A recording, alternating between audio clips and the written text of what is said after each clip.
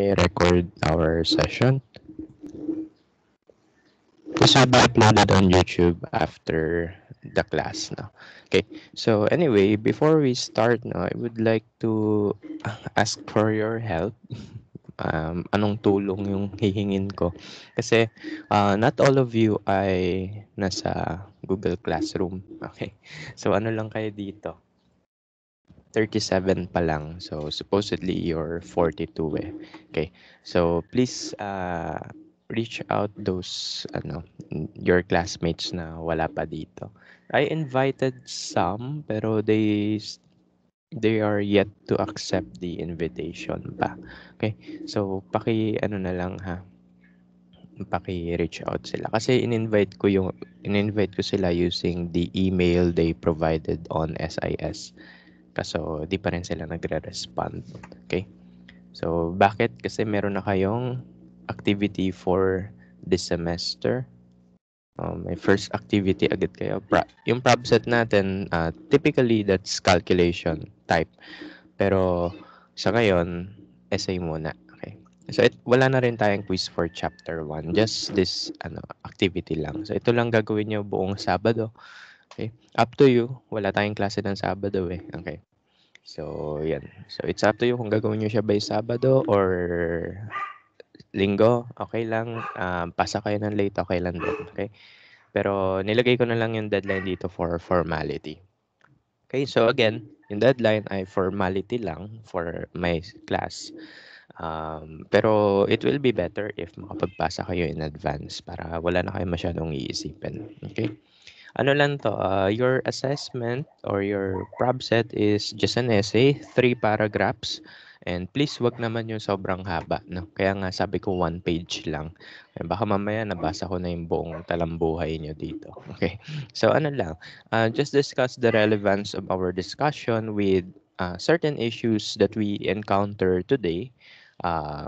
For example, yung mga PPEs natin ngayon, how do we properly dispose them and what are the health hazards na kailangan natin i-consider, no? Kasi ano yun eh, may biological hazard dun eh. May virus dun. O kaya minsan may mga bacteria. Okay? So, I want you to share your insights, no? Kung ano yung mga concerns natin lately, okay? Especially during the pandemic, no? And how to prevent those hazards, no? And you may also look for news, no, for more info. Okay, pwede kayo magbasa ng news, no? Pwede kayo magbasa ng journal articles, no? So, kayo bahala na. So, basta maigsi lang, 1 page lang ha. Wag naman yung may iyak na ako pag binabasa ko siya, ha? Okay. So, yun lang. So, please, reach out your classmates that are not yet here. Kasi 37 pa lang tayo, yung in-invite kong bagong dagdag sa atin, hindi pa rin nila ina-accept. Okay? So, yun ha. So, alam ko visible naman sa inyo tong part na to, no? Itong students. Okay. Yung nandito sa list na binigay ko nung una, andito na kayo lahat eh. So, kung may classmate kayo na wala dito, most likely wala pa sila dito sa list dito. Okay? So, yun, patulong na lang para makapag-submit din sila ng classwork and makita nila yung material natin today. Okay? So, yun lang. Ano pa ba? Ayan. So, we can start with our discussion na. So, the first topic in Chem 4Eng is a very self-explanatory topic, although I will still discuss it, no? Para mas may guidance kayo, no? Okay. Okay, so yan. So again, sabihin ko sa inyo, self-explanatory na to. Kasi babasahin lang talaga to. Yun yung ginagawa ng ibang instructor sa Chem 4Eng. However, discuss ko pa rin, okay? So yun. And then later on, I will suggest a seminar or a webinar that was hosted by DOST ITDI for you to watch, no? Kasi maaga tayo matatapos. So, pwede nyo panoorin yung webinar na yon for you to be more enlightened. Okay? Kasi expert yun eh, yung nagdi-discuss doon. Okay? But anyway, the content of the webinar and this lesson is almost the same naman. Okay. So let's talk about chemical safety. Okay, because in chemistry, yung chem doon, chemical yun. Okay. So yung chemistry natin, we are dealing with lots of chemicals. And chemicals may impose harm, no? Okay, sabi nga ng isang tao, hindi ko alam kung sino, pero sabi niya, father of ano tayo, toxicology. Sabi niya, lahat ng bagay nakakamatay. Okay, totoo naman. So, ibig sabihin ba nun, yung tubig nakakamatay? Yes, no? Kaya nga may nalulunod eh. Okay. So, ano pa? Ano pa? Yung hangin ba nakakamatay din? Yes, no? May pollution tayo ngayon eh. So, ibig sabihin, lahat ng bagay nakakamatay talaga, no? Okay, so, ano lang, it just depends on gaano karami yung ano, bagay na yun, okay? It's not the identity of the matter. It's the amount of matter that kills, okay? So, ibig sabihin nun, yung kinakain nyo, nakakamatay din yan. Yung tubig, nakakamatay din yan. Yung alcohol, nakakamatay din yan. No? So, lahat nakakamatay. No? Pero, mas alamin natin, no? Para magkaroon tayo ng idea, kailan tayo mamamatay o kailan tayo hindi mamamatay. Okay? And of course, ang goal natin is yung hindi tayo mamatay. No? Kasi, our safety must be the primary focus. No? Kasi hindi ka makakagawa ng experiment kung may hazard na sa'yo, no? May harm ka na. May harm na nangyayari sa'yo. Okay? So, yun yung aalamin natin. How to deal with chemicals that imposes health hazard, no? And not just health hazard, but environmental hazard as well. Okay? So, yun. So, this topic will help us to be more enlightened in how we practice chemical, ano, uh, more enlightened with how we deal with chemicals, no? And kung ano yung implications niya sa environment and ano yung mga measures to minimize health risks, no? Okay. So yan, so that's chemical safety, yun yung di-discuss natin. Okay. So this is the chapter outline. So first one, we will discuss hazards and its classification. Okay? So maraming uri ng hazard and ano yung mga classification niya. Discuss natin siya briefly. Followed by the GHS labeling. Okay? So GHS labeling is one way to communicate hazard. No? So sasabihin niya na, oh, ito hazardous to. Okay? So mamaya alamin natin what is this and how is this interpreted. No? Okay. Followed by that is the Npfa, diamond, and the SDS. Okay, so this is also another way of telling kung ano, may hazard ba tayo. Okay? Kung hazardous ba yung chemical na wino-work with natin. Okay? So yan, discuss natin yung two ways to tell if may harm tayo na may encounter during the experiment, and then hazard control, how to minimize hazards, no? So that our lives will be saved, no? So para safe tayo, no? Safe tayo mabuhay. Okay? So let's go with the first one, hazard and its classification. So by definition, when we say chemical safety, it is a condition daw where we are safe, no? And safe tayo mula sa pagkakaroon ng harm due to chemical accidents or incidents na. Okay? So ano importance nito? Chemical safety. Siyempre, tayo as researchers, no? Tayo as students, so kunwari gagawa na tayo ng thesis.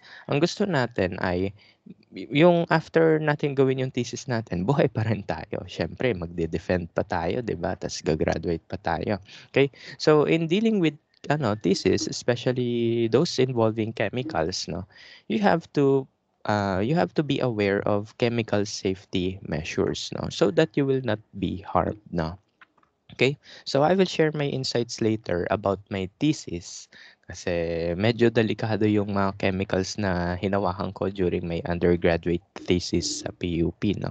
So share ko yung mga kwento ko doon, okay? And I will tell you also how I kept this in mind, itong chemical safety to prevent harm, no, sa akin and sa environment, no. So share ko yung personal experience ko later. Okay? So yan, so pag sinabi natin chemical safety, ito yung kondisyon kung saan we are safe from chemical incidents, no? Okay? So pag sinabing chemical incidents or accidents, ito yung mga hindi mo gustong events, no, na mangyayari, okay? So yun, due to exposure to chemicals.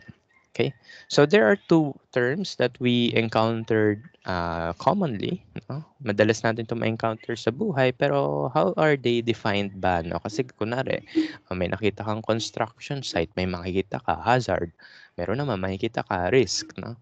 Kaya pag pumunta ka sa chem lab sa PUP, may nakapost doon na hazard o kaya risk. So ano ba meaning talaga ng hazard and risk? No? Okay, so, para mas maunawaan natin yung mga next discussion natin. So when we say hazard, ito yung nagko-cause ng harm. Okay?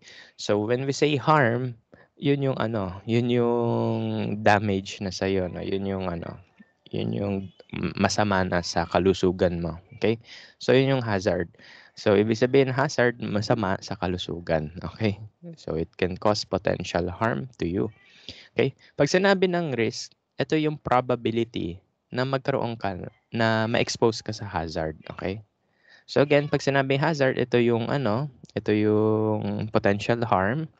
Okay, ito yung ano, pwedeng maging masamang epekto sa kalusugan mo. Pero pag sinabi nating risk, ito yung probability, okay? Ito yung chances na ma-expose ka dito, no? Okay? So yan, ito yung chances na magkaroon ka ng sakit due to hazards, okay? So yun. So again, pag sinabi risk, probability yon. Pag sinabing hazard, yun yung yun yung masama sa kalusugan, okay? So yan. So maraming uri ng hazards. So isa-isahin natin sila. So let's briefly define them. So pag sinabi natin physical hazard, malamang physical, it can cause harm to your body. Okay? So yan. Again, kapag sinabing physical hazard, ibig sabihin it can cause harm to your body. Okay, sabi dito even without touching it, no? Bakit? Kasi ano ba yung mga bagay na nakaka-harm sa inyo kahit hindi mo siya hinahawakan? Example, viruses. Okay? So, sinisinghot lang yan. Kunwari may humatching, tapos huminga ka. Ayan. May physical harm ka agad doon, di ba? Okay, so yun. Although hindi mo hawakan yung virus directly, since pwede siya pumasok sa iyong body through skin contact o kaya by inhalation, so it can cause harm to you, no? So ito yung isa sa mga relevant na ganap natin this pandemic, no? Physical hazard, no? Because the virus is everywhere, no? So in order for us to minimize the hazard, no, para mabawasan yung risk ng physical hazard sa atin, we do some precautionary measures, di ba? So ano yung ginagawa natin na yun? Face mask, di ba? Okay. So yun. So yan, yun yung physical hazard. Again, pag sinabing physical hazard, ito yung mga factors that can cause harm on our body even without touching it, no? Okay? So kahit di mo hawakan, masinghot mo lang, ayun. Pwede ka na magkasakit, no? Okay. So siguro magtataka kayo dito, poor lighting. Okay? So ano to? 'Di ba lumalabo mata natin? And yung paglabo ng mata, it is a disease, no? So actually sakit yung pagiging malabo mata. Ako malabo mata ko, myopic ako eh. Yung malalapit na babasa ko, yung malalayo hindi. So actually that is a disease or disorder sa body. So that is actually a physical hazard, no?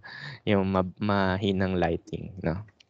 Kasi mag-a-adjust yung shape ng mata mo, therefore lalabo yung mata mo. Excessive noise. So, kunwari may kapitbahay kang maingay, no? Papatugtog ng malakas.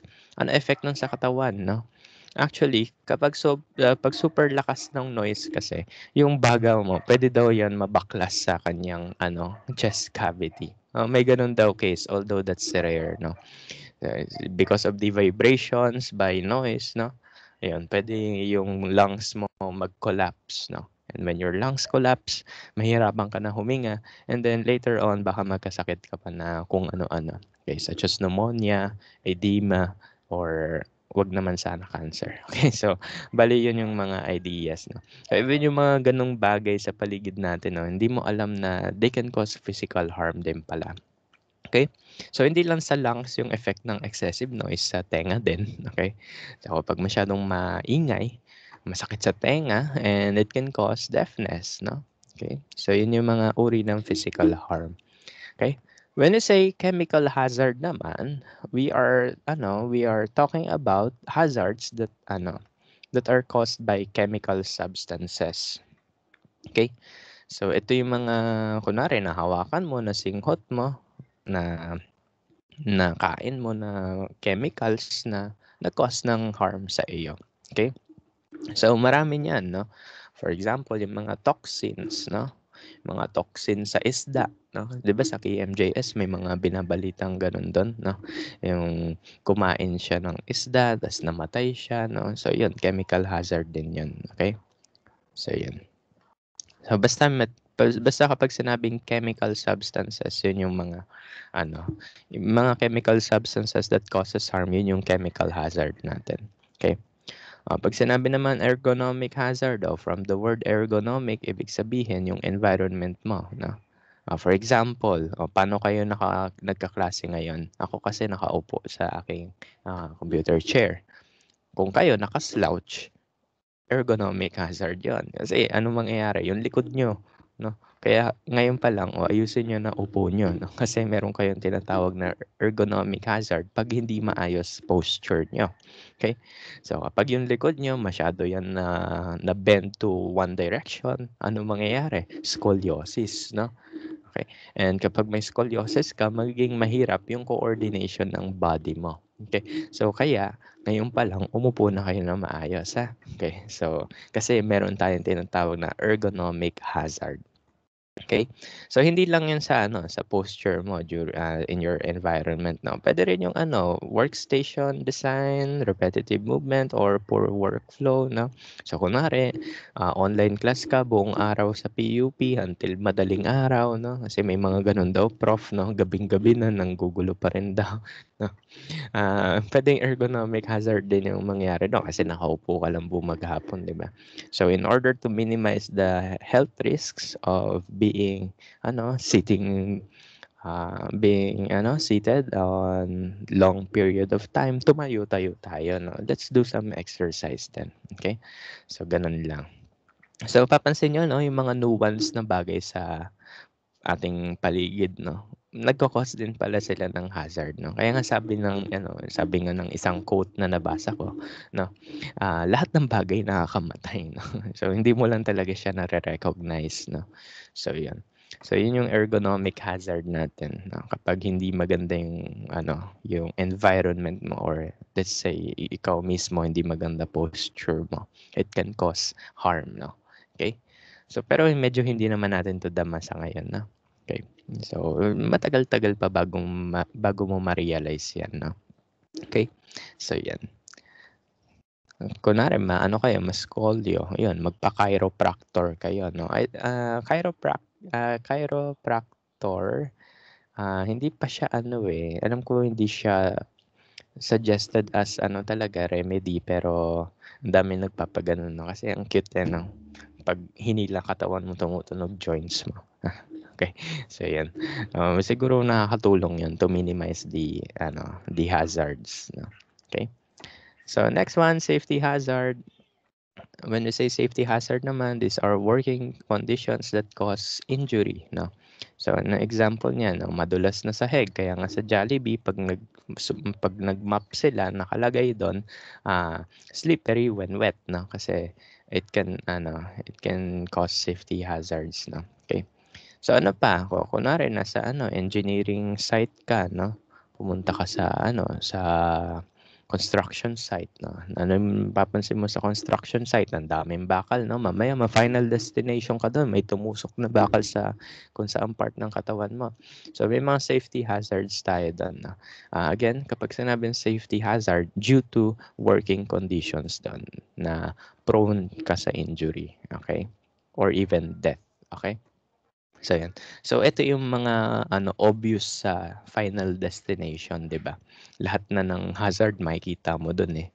Psychological hazard, when we say psychological hazard naman, ito yung something that is related to your mental health, no?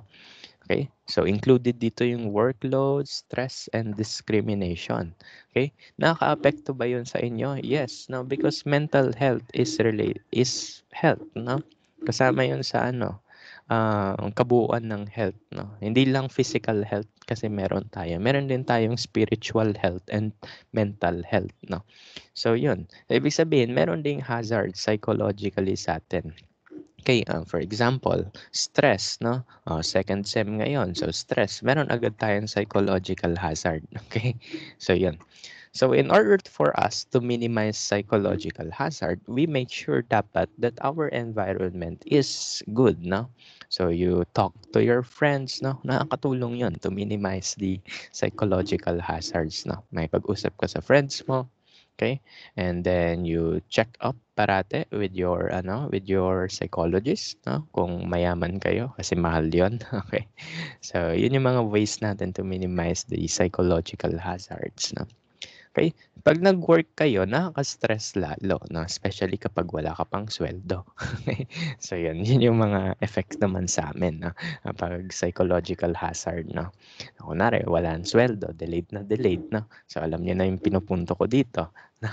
So, yun. So, yun, may psychological hazard din yun sa amin. Share ko lang din ha, last na around 2019, ayan. Actually, 2018 din, no? Okay. Siguro nawala yung stress ko during Christmas nung lumipat ako ng main load, no? Kasi dati yung full load ko ay sa PUP. Then lumipat na ako fully sa FEU kaya onti lang tinuturuan ko ngayon sa PUP. Nung simula nung lumipat ako sa FEU, nawala yung stress sa buhay ko. No? Kasi ganito nangyayari. 2018, first time ko mag-work, no? So 20 years old ako noon.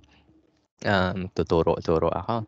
So, delayed yung sweldo namin for 4 months, no? Matatapos na sem, doon lang dumating yung sweldo ko. Okay. Although, limpak-limpak na salapi yun. Although, imagine yung 4 months kung walang sweldo, di ba? So, it causes psychological hazard din sa akin, no? Parang naiisip mo, ano ba yan? Worth it pa ba to? No? Ba't ko ba to ginagawa? No? And yung mga tendencies na yun, it can cause harm, no? Pwede kang makaisip kasi ng kung ano-ano no? Okay? So, in order to minimize that, no? Maghanap ka ng better workplace, no? Yan yung ginawa ko. Okay? Tapos nung noong 2019, ayun na naman, yan yung mga panahon na wala kaming sweldo uli kasi delayed, no? So, yun. Imagine mo magpapasko ka tapos wala kang wala kang pambili ng kung ano-ano. Okay? So, psychological hazard din yan, no? Okay? So, yan. So in order for you to minimize psychological hazard, choose the best workplaces, no? That is good for you and your mental health, okay? So yun, hindi kailangan parati nagtitiis, no? Yun yung sasabihin ko. Okay? So kaya ayun, you should take note of this, no? Okay? Nagpakamartir ka nga, ang epekto naman mental health mo. Wala din, no? Kasi kapag yung mental health mo naapektuhan na, wala na. No? Kasi mawawalan ka na ng gana. Nangyari sa akin 'yun, no? There were times na parang ayoko na pumasok, no? So, gano'n. Sa student naman, nafi-feel niyo 'yun, 'di ba? Parang ayoko na magklase, no? Kasi stress na ako, ang daming pinapagawa, no? Yung aking essay one page lang pero sabi ng ibang students, umaabot daw yun sa kanila ng 10 pages, no? Nobela. Kaya nga sabi ko, huwag kayong magno-nobela. Okay? Kasi masyadong stress na yun, no? Discrimination, no? Ito, hindi ito common sa Pilipinas, no? Although siguro sa ibang members ng ating community, for example, sa LGBT community, ayun, common yung discrimination and it causes psychological hazard, no? Sa ibang bansa, meron silang racial discrimination, no? And that causes psychological hazard as well. Okay? So in order to minimize that, wag kayong maging masamang tao, okay? So wag tayong mambully, no, ng ating mga kapwa-tao, no, regardless of their sexual orientation or their race, no? Kasi una sa lahat, tao lang tayo, no? Ano lang tayo, nakiki-share lang tayo ng bahagi natin sa universe, no? In the end, mamamatay din tayo. Okay? So, if we do not create the best environment for ourselves and for our community, then tayo na yung nagko-cause ng harm, no? Okay? So sana tayo as individuals, no, tulungan natin yung isa't isa na lang, okay? To minimize the psychological hazard, okay? Bakit tayo napunta dito? Akala ko ba chemistry tayo? Kasi lahat ng ito, may encounter nyo to pag nag-chem talaga kayo, no? Aabot yung mafe-feel nyo meron ng psychological hazard yung prob set ko o kaya yung quiz, no? Okay. Pero yan, no? In order to minimize that, I will open all my avenues for communication to help you. Okay? So yun. Pero syempre, kayong as classmates, magtulungan din kayo, no? Huwag lang magkopyahan. Okay? So yun. Yun yung psychological hazard. Okay? Next one, biological hazard. Okay. When you say biological hazard, ito yung mga hazard sa other biological or living organisms. No? Okay. So, yan. Kunwari, yung pusa, kinagat ka. Biological hazard yun. No? Okay, ako na yung aso, kinagat ka. Okay, so yan. So, yung mga biological hazards, these are threats to you by other living organisms. No? Okay. So, yan. So ngayon naman, let's talk about hazardous substances kasi ito yung primary focus natin, no? Ang mga hazardous substances and how to deal with them. Siyempre, chemistry kasi tayo, no? Kaya yan. Okay. So let's talk about hazardous substances. So pag sinabi natin hazardous substances, these are chemicals that imposes or presents health hazard or physical hazard. So again, pag sinabing physical hazard sa chemistry naman, okay, sa usapang substances, pag sinabing physical hazard,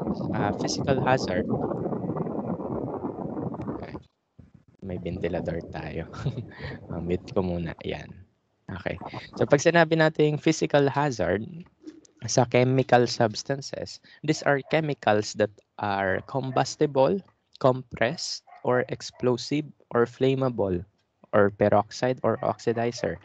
Okay, so ano tong meaning nito? Ibig sabihin, pag sinabing physical hazard sa chemical substances, ito yung mga sumasabog. Okay? Okay. Ito yung mga nasusunog at mga sumasabog. Okay? So again, different yan dito ha. Itong diniscuss natin na physical hazard dito ay yung general, no? Pero pag dito, usapang chemistry na tayo, pag sinabi natin physical hazard pertaining to substances, these are chemicals that may combust, may react or explode, no? Okay? So, ano yung example nito? Naalala niyo yung Beirut, no? Yun yung bumungad sa 2020 natin, no? 2020 yun, di ba? Di ba? Parang ang tagal na eh. Okay. So, yung Beirut explosion, that is actually a physical hazard, no? Kasi may sumabog, no? Okay. And another one is health hazard pertaining to chemicals, no? Pag sinabing health hazard pertaining to chemicals, these are chemicals that can cause acute or chronic health effects, no? Pag sinabing acute, ito yung biglaan, no, na effect, no. Pag sinabing chronic, ito yung matagalan, okay? So bigay tayong example ng acute, no. Siguro yung mga acute ay isip tayo ng acute, no? So, ang acute siguro yung mga allergies, no? So, biglaan yun eh. Okay? Pag sinabing chronic, ito yung matagalan. For example, cancer. Okay? So, yun. So, may mga chemicals that can give us acute or chronic illnesses, no? So, yun yung health hazard sa chemicals. Okay? So, yan. So, again, pag sinabing physical hazard pertaining to substances, we are pertaining to chemicals that can cause fire, unwanted reaction, no, or explosion. Pag sinabing health hazard, these are chemicals that causes acute and chronic illnesses, no. So acute, ito yung mabilisan, hindi yan yung cute, no. Pag sinabing chronic, ito yung pangmatagalan, long term na sakit, no. Okay? So yan. So they are classified as either systematic, meaning nun some portion lang ng body mo yung yung affected, then mawawala din, o kaya target organ. Ito yung dun talaga siya nakafocus yung sakit mo. For example, cancer, 'di ba? For example, skin cancer, o target organ effect 'yun. Kasi isang organ lang yung niya, yung naapektuhan. Okay? So again, different yung definition dito ha. Okay. Kasi pag sinabi natin dito, we are now pertaining to chemicals. Ito yung kanina, general lang yan. Okay? So yun. So in order to address hazardous substances, no, and yung kanilang imminent threats sa ating buhay, there is a law passed, no, in 19 something. So I don't know kung kailan to. That is Republic Act 6969, or an act to control toxic substances and hazardous and nuclear waste, providing penalties for violations thereof and for other purposes. So hindi yan typo, ganyan talaga yung number niyan. Okay, nagtaka din ako na nakita ko yan sa handouts eh. Okay, so yan, so this is a Republic Act na 6969. This is a law that provides us guidelines, no, on how to handle substances that can cause harm sa atin. Okay, so yan. So ito na nga sinabi ko, pag acute, ito yung immediate. Pag sinabing chronic, ito yung cumulative or long term. No? Okay. So itong batas na to, ito yung sinusunod ng PDEA. No? Ito yung mga sinusunod ng mga laboratories in handling chemicals. No? Kasi if hindi mo sinusunod yan, ipapa-shutdown ka ng PDEA. Okay? PDEA is Philippine Drug Enforcement Agency. Okay. So yan. Yes, minomonitor kami ng PDEA. No? Pag nasa laboratory ka, minomonitor ka nila kung gumagawa ka ng shabu, ng bomba, no? Kasi yun, masama yun. Okay. Because those chemicals causes hazard to people. Okay, so yun. Okay. So yan, internationally, no? Kasi ito local lang to, no? So may guidelines dito, pakibasa. Kung gusto niyo basahin, sige lang, no? Para ma-relate nyo sa inyong essay. Okay, yun. Okay. Internationally, may sinusunod tayong protocol then that is called the GHS, no? Or the Globally Harmonized System of Classification and Labeling of Chemicals. No? Ang haba ng name, no? Pero ang abbreviation niya ay GHS. Okay? Or the Globally Harmonized System. Okay? So this is an international agreed protocols when handling chemicals, no, and labeling chemicals, no.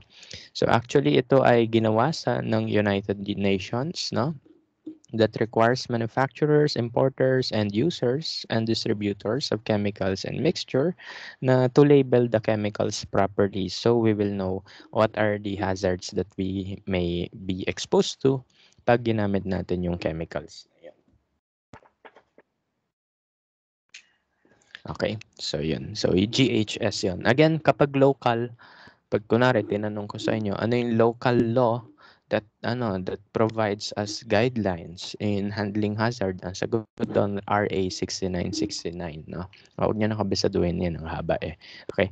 Pero pag sinabi nating international standard, we call it GHS, no? So GHS is a way for us to be informed, no? About the hazards, no, that a chemical can brought about, no? Okay, so this is an example of a GHS template. Saan to nakikita, sir? Ito ay nakikita sa label ng chemicals, no? Okay. So, pag pumasok kayo ng chem lab, o imagine nyo na lang, nasa chem lab kayo or nakakita na kayo ng chem lab, no? So, may mga container kami doon ng chemicals that has this label, no? Okay. So, ano ba makikita natin dito sa GHS label? Okay. So, syempre, you have the product name, kung ano pangalan niya. So, syempre, kailangan may pangalan yan kasi kapag wala, edi hindi mo alam kung anong chemical yan, di ba? Okay. So, the product name is there. No? Kunwari, sugar o glucose. Lalagay mo, glucose. Okay. And then, followed by the signal word. No? Yung signal word, ito yung one word na catchy. No? Pwedeng one word or two words siya na catchy. Okay.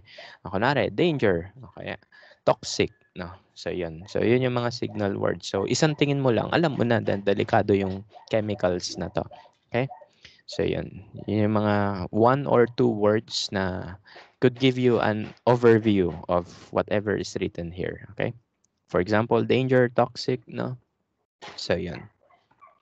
Okay, on the number 3 naman, ito, on the right side, we have the pictograms, no? So, these pictures have meanings, no?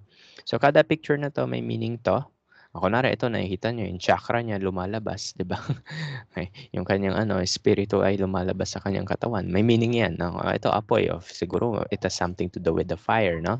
Ito, may bungo. Siguro, deadly yan kasi may bungo, eh. Ito, may chemical na dumidikit sa katawan. Ibig sabihin, it may give us an idea na delikado to when touched, no? So mamaya malalaman natin ano meaning ng mga pictures na to, 'di ba?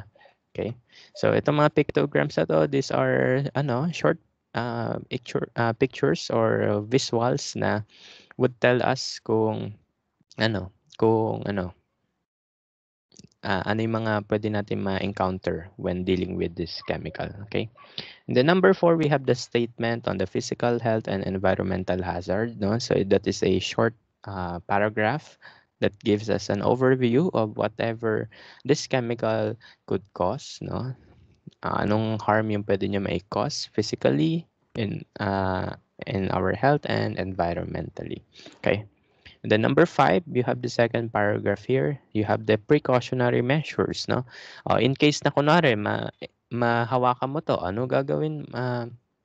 Kunwari bubuksan mo na yung container na to, ano yung dapat mo gawin, okay?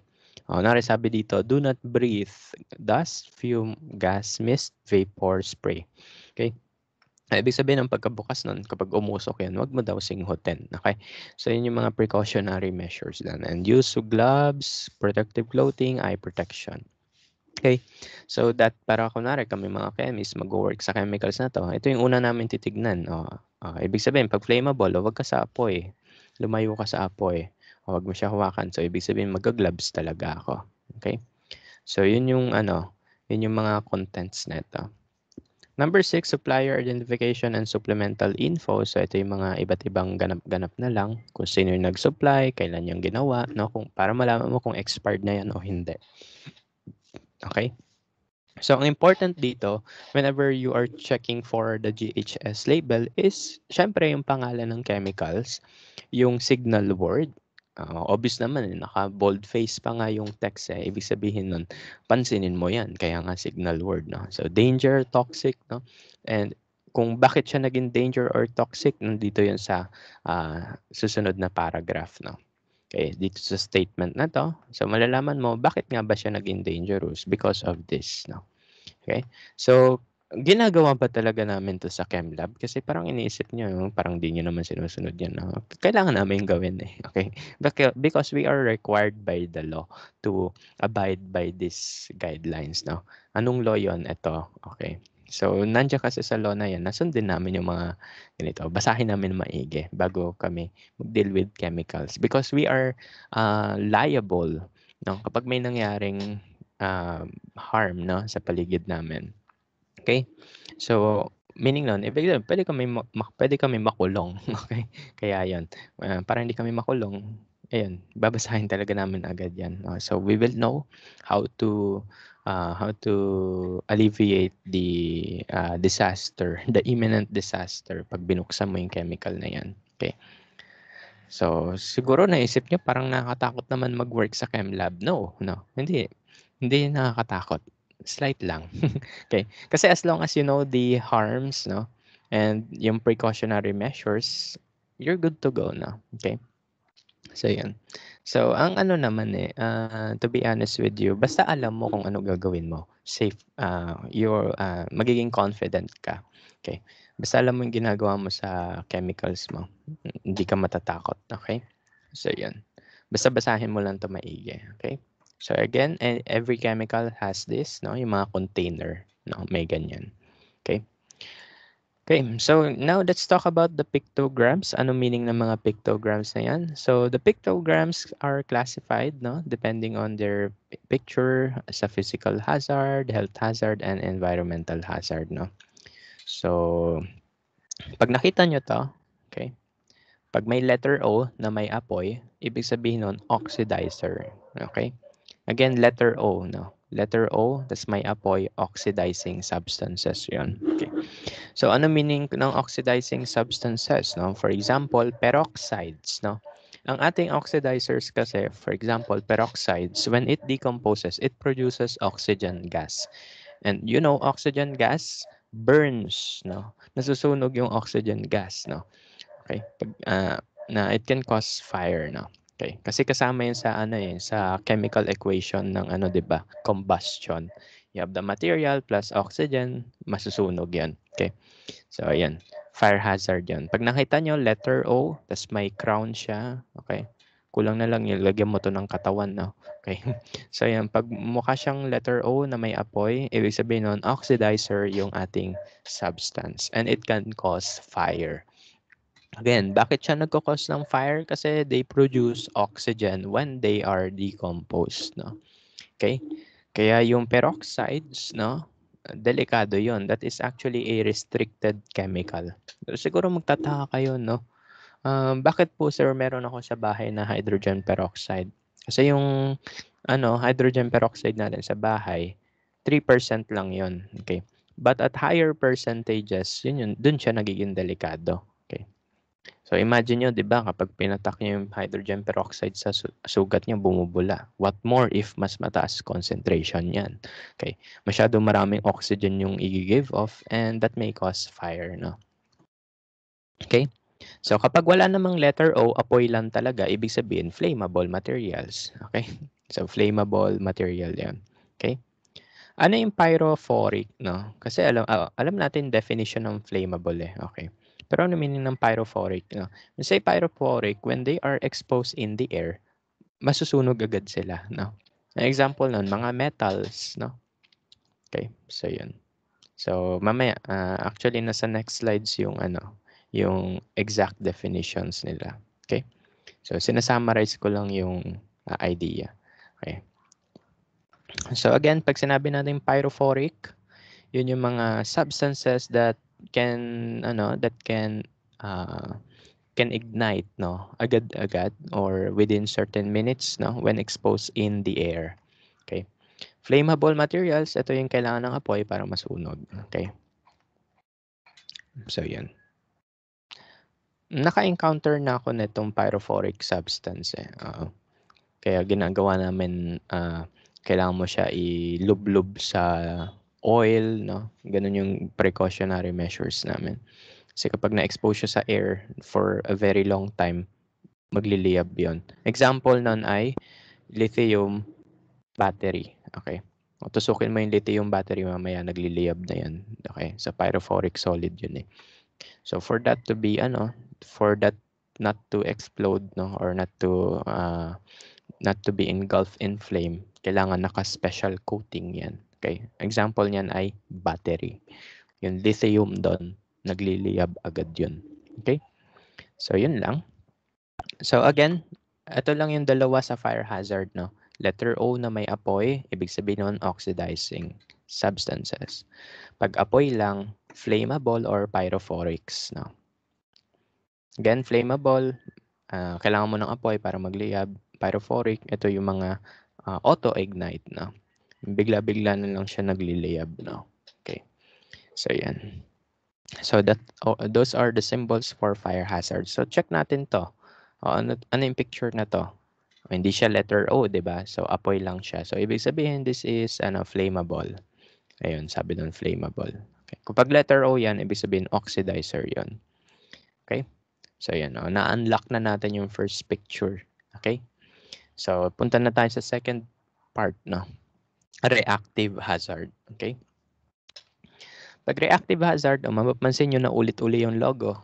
Okay? Na ulit-uli yung pictures. Okay? So when you say reactive hazards, these are the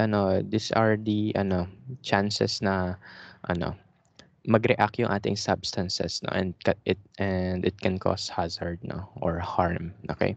So pwedeng meron tayong mga self-heating substances. Okay? So kapag may self-heating substances, hinawakan mo, pwede ka malapnos, pwede ka first, second, third degree burn, no? So an example nito, mga chemicals na acids, no? So umiinit kasi yun agad-agad, no? Kaya ayan. So nandun sila dito sa reactive hazard. Self-reactive substances, ito na naman yung peroxides, no? Okay? So kasing peroxides, pag yan nag-decompose, may oxygen yan na ipoproduce, and yun, pwede yung magliyab din. Okay? Pwede yun mag-cause ng chemical reactions that can cause harm. Okay, so mapapansin nyo, may apoy-apoy na naman. Okay, kasi pwede siya masunog. And ito, ano kaya nakikita nyo dito? Zoom in natin. Sumabog. Ibig sabihin, pwede sumabog yung chemicals na yan. Okay. Okay, kasi again, kunwari peroxide na decompose into oxygen. Oxygen is a gas, so pwede nga sumabog yung container mo. Okay? So, yun yung mga, yun yung mga ganap neto. And then, corrosive to metals. Ito yung picture na yon. Okay? So, ibig sabihin, when you say corrosive to metals, pag yung liquid na yon nadikit sa metal, kakalawangin. Okay? Concern ba talaga yon? Yes, concern yon. Bakit? Kasi, kunwari, metal shelf yan. Sa PUP kasi metal shelf eh. Tapos, yung chemical na yon nilagay mo sa metal shelf. Diba? Tapos, naglilik pala yung chemical na yon. Siguro, nabasag yung ilalim. Tumutulo yung nasa ilalim niya. No? So, ibig sabihin nun, when that chemical came in contact with the metal, pwede niya i-corrode yung metal. As a result, mangangalawang yon. Ano mangyari dun sa shelf mo? Kakalawangin sila lahat. Eh, di ba bagsak yon? Eh, di mas malaking, mas malaking problema, no? Okay? So, yan. So, that's why we also have to know if our chemicals are corrosive, no, to metals. Paano mo makikita yon? Through this symbol. O, ito na sa left side yon. Imagine this is a metal and this is the liquid. Then, makikita nyo may sizzle dyan, no? Para siyang sisig, no? Na umuusok, no? So, yan.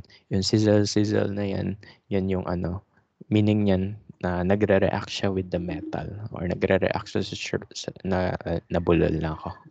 Nagre-react siya sa surface ng metal. Okay? So, those are the reactive hazard. O, unlock natin yung reactive hazard dito.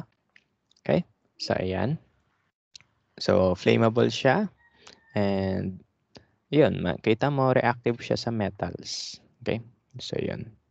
Nakikita mo yung picture doon eh. Okay. Papansin nyo, no? Etong left, naka-dark. Etong right, naka-white. Okay? Pero, dito sa picture, parehas sila dark. Okay? Ibig sabihin nun, parehas sila unlocked, no? Kapag ito lang yung naka-dark, ibig sabihin, ito lang yung hazard niya, corrosive to metals. Kunwari, ito lang yung naka-dark, ibig sabihin nun, irritant siya. Pero kapag parehas yan naka-dark shape, naka-dark color, ibig sabihin yan, they are both corrosive to metal and corrosive sa balat ng tao. Okay? So, yun. So, kapag naka-dark, ibig sabihin, activated yung ganong harm. Okay? So, yun. Di ba, parang pag bumibili ka ng character sa games, di ba? Pag na-activate, nag-iiba kulay o ganyan din dyan. Okay?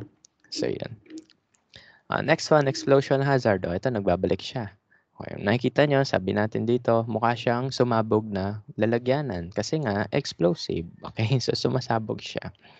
Pag nakakita naman kayo nito, gas under pressure yan. Okay, so yan. For example, yung butane torch, no? 'Di ba, nagsasangyup kayo, bumibili kayo ng butane container. I don't know kasi hindi ako bumibili noon eh. Takot ako sa butane. Okay. May naman eh, meron namang uling-uling, 'di ba, sa romba, 'di ba? Kaya sa sangyup salamat kaya ayoko ng butane. Okay.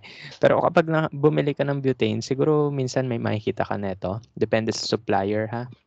Kasi may mga supplier na sumusunod sa batas, merong mga supplier na colorum. Mga hindi na monitor ng gobyerno. Maraming ganun sa Pilipinas, no? Okay.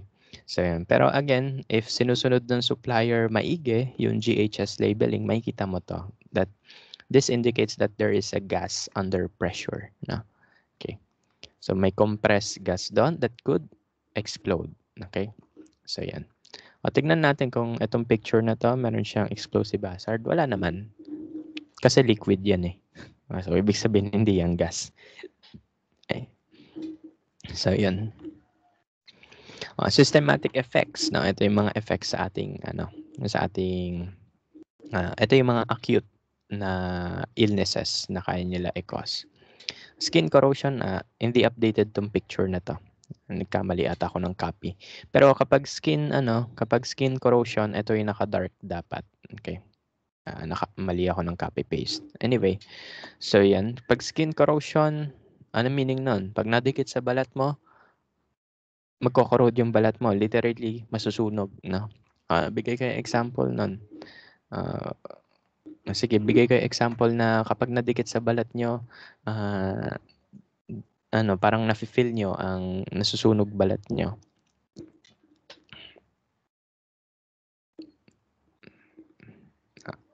Ako na lang magbibigay, no? Example nun, muriatic acid. O kaya yung mga sodium hydroxide, liquid sosa. No? Ba't ko alam yun? Naglilinis ako ng CR eh. Okay? Kapag naglilinis ako ng CR sa baba, no? Sa bahay, no? Pag natalsikan ako ng isang patak lang ng muriatic acid, ang hapde. No? Okay? So, ang gagawin mo doon, i-flush out mo lang yan. Okay? Ako na rin, natalsikan ako ng liquid sosa. Ako na rin, barado yung CR namin. And bubuhusan ko yung liquid sosa. Okay. So, yan. Pag natalsikan ka ng liquid sosa, ang hapdi din sa katawan kasi corrosive sila. Okay. So, malalaman mo kung ang isang chemical ay corrosive kapag may ganito. Okay. On a very rare case lang naman ako natatalsikan, no? Okay. Kunwari, naging careless ako. Ayun, doon ako natatalsikan. Pero, syempre, bilang chemist, minimize yung risk na yun sa akin. Kasi alam ko kung paano solusyonan yung mga ganong risks. Okay? So, yan. So, pag sinabing skin corrosion, irritant sa skin, nasusunog yung balat mo. Okay? Pag ganito naman, exclamation point, ibig sabihin yan, pwede yan skin irritant, eye irritant, can cause eye damage or dermal sensitization. Okay. Ano meaning yan? Parang yung pag nadikit yung may masakit agad ikaw na mararamdaman. Okay. Kaya naka-exclamation point yan. Okay. So another example nun is yung mga acid din natin. So yung acid, other than corrosive sila, irritant din sila, no? Okay. And also there are chemicals na 'di ba, kapag na-expose ka sa fume, ang sakit sa mata. Okay. 'Di ba may mga ganun o kaya masakit sa ilong, no? Ayun. So kaya naka-exclamation point 'yan kasi madadama mo siya agad, no? Yung irritation na 'yan. Ito naman yung bungo, ito yung acute toxicity, ibig sabihin it can cause disease na talaga, no? Ito kasi pwede pa to remedyohan, pero itong acute toxicity medyo delikado 'yan, no? Okay. Pag na-expose ka talaga sa chemical na 'yan. So ano yung mga acute toxicity? Yan yung mga illnesses na natin, can lead to bronchitis, edema, or other disease, no? Okay.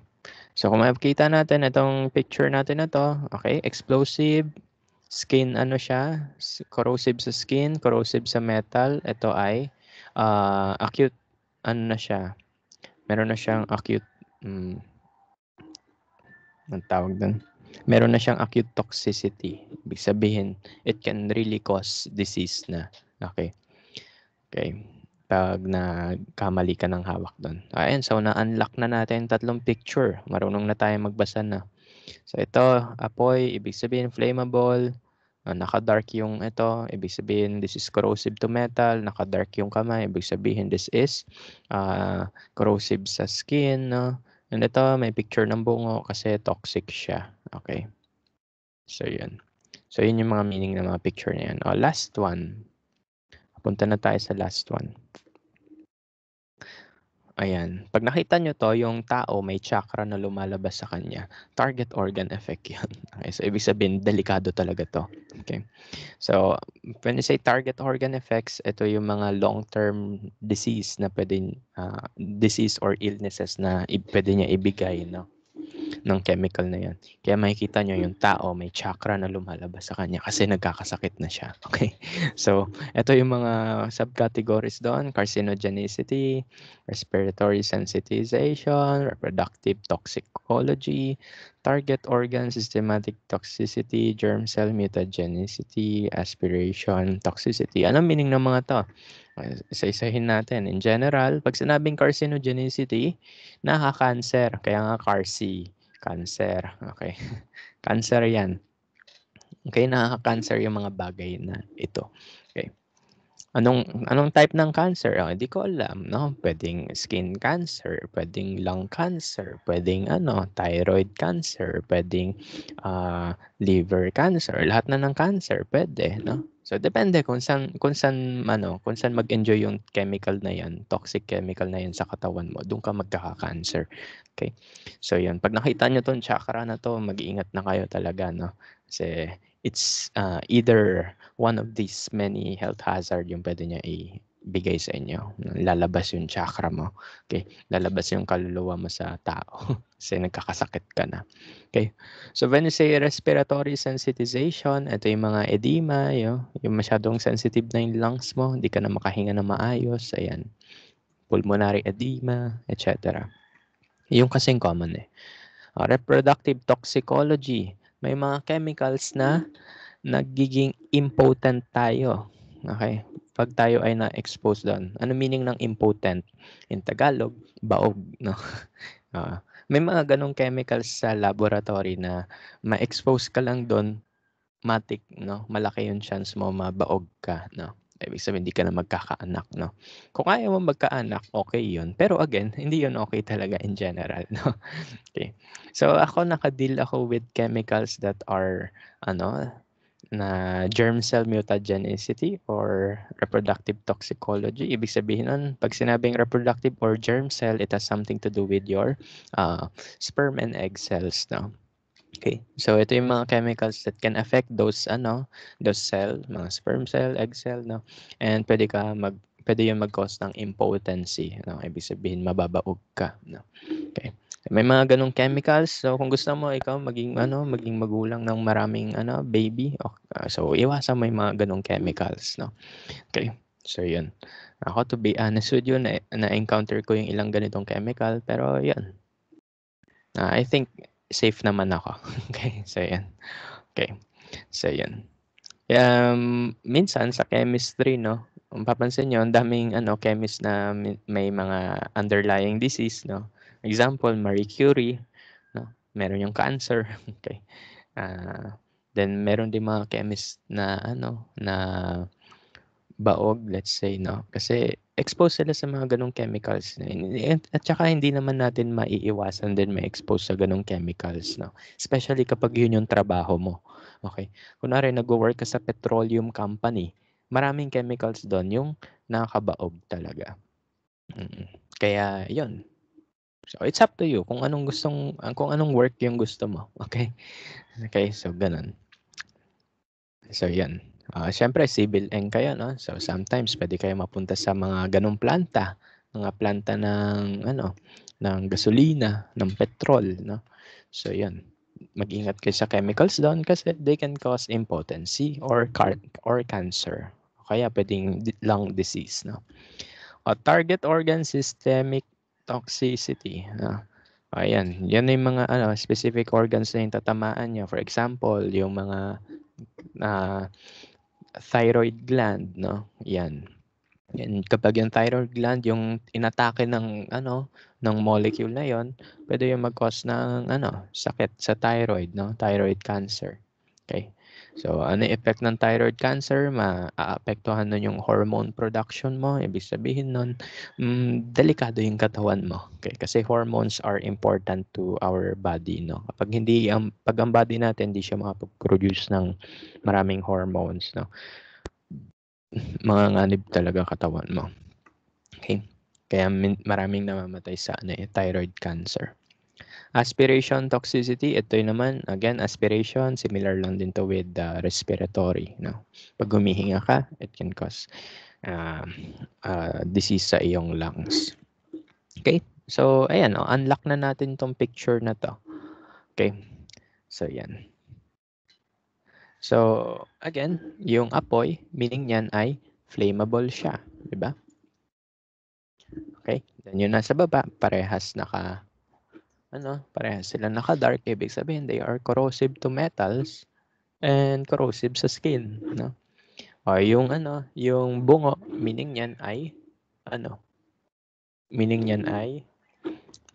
meron niyang acute toxicity. No? Ibig sabihin, pwede talaga siya mag-cause ng disease. No? Ito, may tao na may chakra na lumalabas sa kanya. ibig sabihin yan meron yang long-term disease na pwede ibigay, no? Yung kaluluwa mo na lang lalabas sa'yo no? Pag nagpatuloy yun. Okay? So, yan. So, with those symbols, no, pwede natin malaman kung ano yung mga precautionary measures na gagawin natin. So, hindi lang sila basta-basta picture. It tells you ano yung mga pwede niya gawin sa katawan mo. Okay? And ito naman, pag nakita nyo, may puno na walang, dahon, may isda dito na malungkot, no? Okay? May kulay black doon sa ilalim ng isda na malungkot, no? Ibig sabihin nun, environmental hazard yun. Okay? So, either pwede silang acute or chronic aquatic toxicity, no? Okay? So, yan.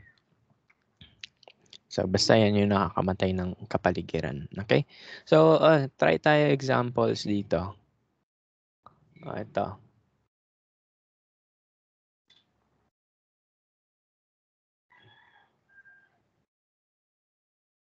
Ito yung mga ano, ha?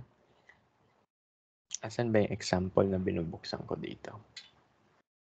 Ito. Interpret natin to. Okay? So, interpret nyo to. Exclamation point, ibig sabihin, ito yung mga irritant, no? Okay. So, pwede pag nadikit to sa katawan mo, sa mata mo, sa ilong mo, no? Pwede siya maging cause ng irritation. Diesel yun eh, di ba? Ang sakit nun sa ilong. Yung iba nag-e-enjoy, pero yung iba hindi, no? So, irritant yun sa others, no? Sa mata din, mahapdi yan, no? Okay. Ito, nakikita nyo, may isda na malungkot. Tapos walang dahon yung puno. Sabihin nun, environmental hazard yun.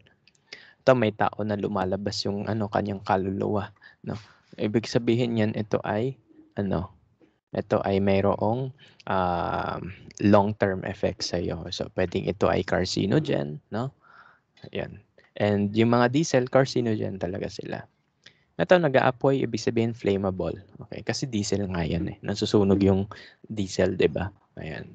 So, yan. Di ba? By just looking at the picture, you know the meaning of the picture. Alam mo na kung ano yung mga pwedeng hazard na ma-encounter when dealing with this chemical. Okay?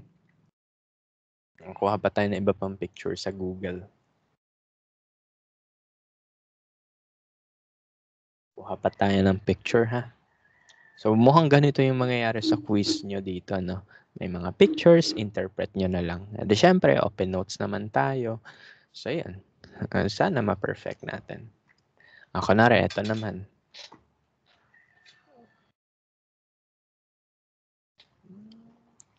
Ito. Pentane.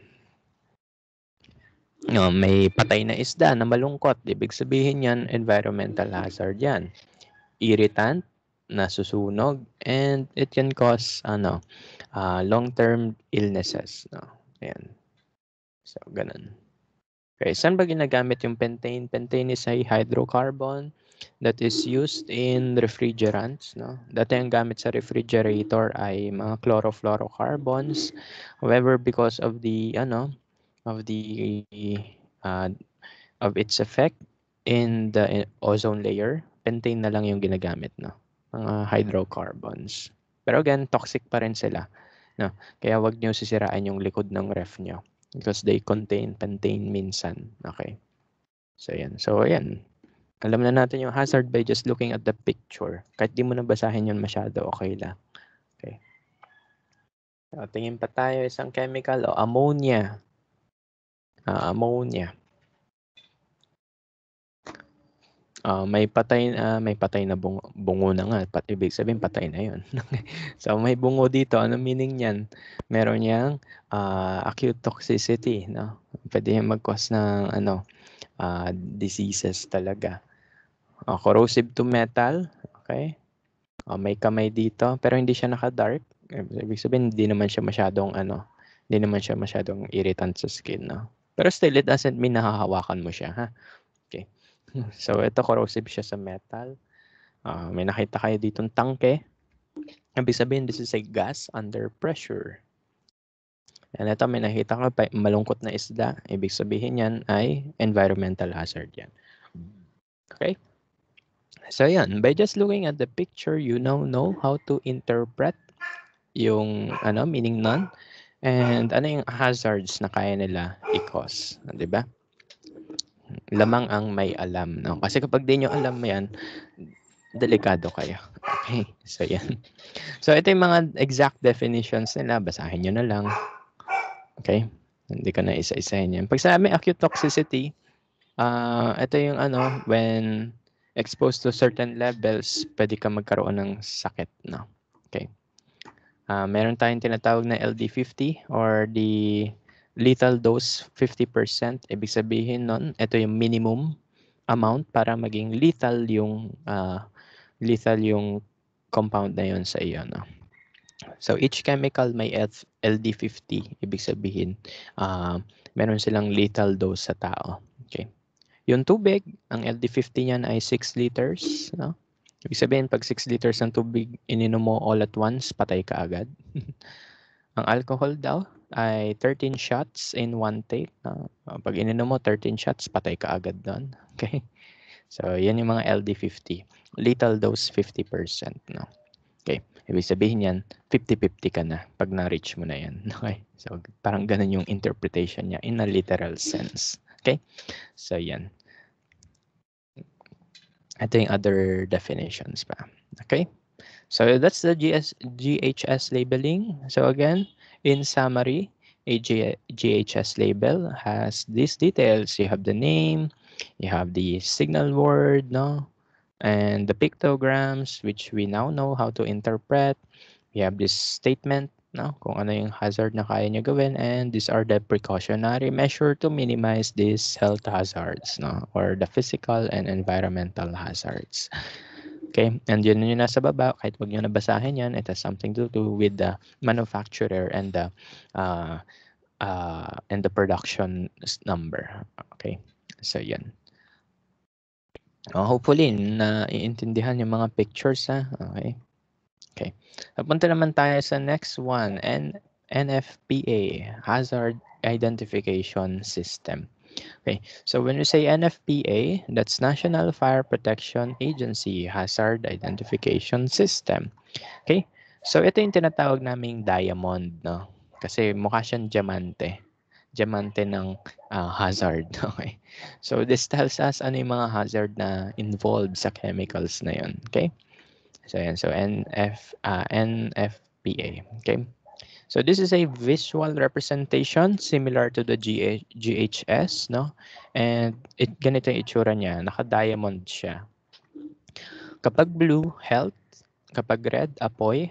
Pag yellow, reactivity. Pag white, mga specific hazards. Okay? So ito yung mga numbers na pwede mo makita dito. So ayan. For example, may number 3 doon. Ibig sabihin nun, extreme danger sa health yan. Okay? Kunwari 0 yan, ibig sabihin, okay lang yan. Na hindi siya nagkakos ng health hazard. Okay? So ito, basta pag number 4, yung numbers dito, 1, 2, and 3, pag puro 4 yan, ibig sabihin, delikado talaga yung chemicals na hinahawakan mo. Okay? Pero kapag yan ay low numbers lang, for example, 0, 0, 0, edi safe yun. Okay? Okay, so yan. Kailangan nyo ba ito kabisaduhin? Hindi, kasi pwede naman mag-open notes, no? And kabisado ba namin to? So, you may ask, no? Kabisado nyo yan, sir? Hindi, no? Kasi masanay ako sa GHS, no? Kasi yun yung nasa UN, eh. Okay? Yun yung global standard talaga, eh. Although, ito, ginagamit din naman tong NFPA. Although, yun nga, kasi numbers, eh, ang hirap kabisaduhin. Unlike pictures, di ba? Okay? So, yan. Pero again, this will tell us kung ano yung mga pwede gawin ng chemicals natin. Okay? So yan, the higher the number is, the more dangerous, no? Pag health hazard, normal, 0, deadly, 4. Pag fire hazard, 0, hindi masusunog.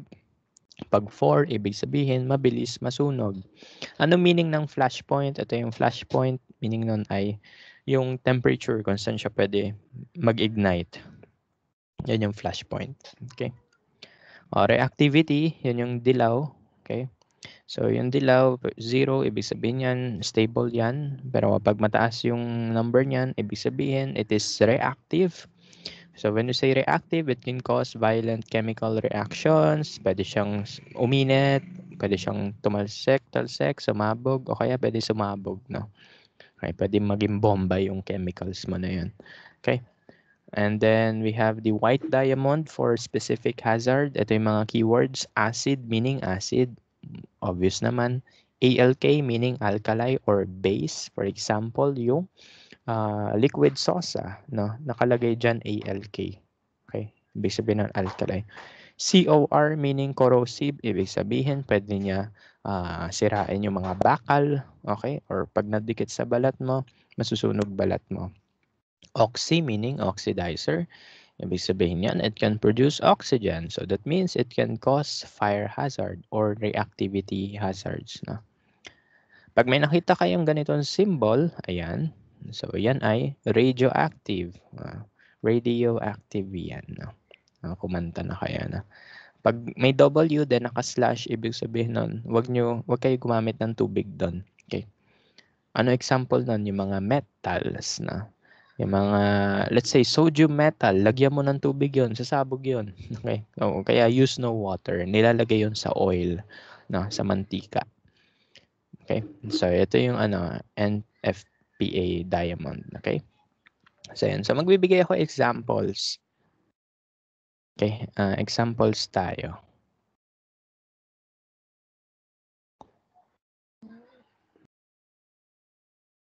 Kuha tayo ng picture. Wait lang. Ito. This is lead acetate. Okay?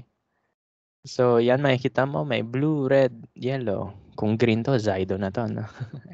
Blue, red, yellow. Blue meaning health, red meaning fire, yellow meaning reactivity, and yung puti ay special hazards, specific hazards, no? So, kapag blue, ibig sabihin health hazard, number 1. So, ibig sabihin nun, pag tinignan nyo yung ating notes, slightly hazardous, no? Okay, so ibig sabihin, it has potential harm. Okay, fire hazard 0, ibig sabihin hindi siya masusunog. Okay. Reactivity hazard 0 meaning stable yan. So, okay lang yan kahit ilagay mo lang yan sa cabinet. No? And 0 yung nakalagay dito sa baba. Or actually, pwede kahit wala nang nakalagay dyan. Ibig sabihin nun, hindi siya, wala siyang specific hazard. Okay. So, yan. So, that's the Nfpa diamond. No? Huwag nyo kabisaduhin na yung numbers kasi pwede naman i-check dito. Okay. Ang maganda kabisaduhin nyo yung GHS. No? Kasi ito yung international standard. Although this is also international standard, pero yung isa kasi is backed by UN. Okay. And other than that, we have the GHS Safety Data Sheet or SDS. Ang tawag dati dito ay MSDS or Material Safety Data Sheet, no? So ano yung SDS or MSDS, no? Okay, so doon natin malalaman kung ano yung mga hazards, no? O ano yung mga info na kailangan mo malaman when handling chemicals, no? And in chemistry laboratory, whenever you are doing any experiments, no? Kapag gagawa ka ng experiments, kailangan basahin mo maigi ang SDS. Ganon ginagawa namin, no? Okay, before we start our experiment, babasahin mo yung SDS or MSDS. Kasi andun na lahat ng info na kailangan mo. Okay, paano mo itatapon yung chemical na to? Paano mo siya hahawakan? Saan ko dapat siya ilagay? No? And ano yung mga GHS and NFPA symbols niya, no? So yun, nakalagay yun lahat sa SDS or MSDS. Okay, so saan to nakikita? Sa Google. Search mo lang. Kunwari, glucose, SDS. Ayan, lalabas na yung kanyang material safety data sheets. No? Or safety data sheet. No? Okay, so yun. Again, ang lumang tawag dito, MSDS. MSDS. May material sa unahan. Material safety data sheet. Pero ngayon, ginawa na lang nila na SDS, no? Hindi ko lang kung bakit. Okay, siguro nagsawa na sila sa maraming letters. Okay. Okay, so yan. Ano yung mga components niyan?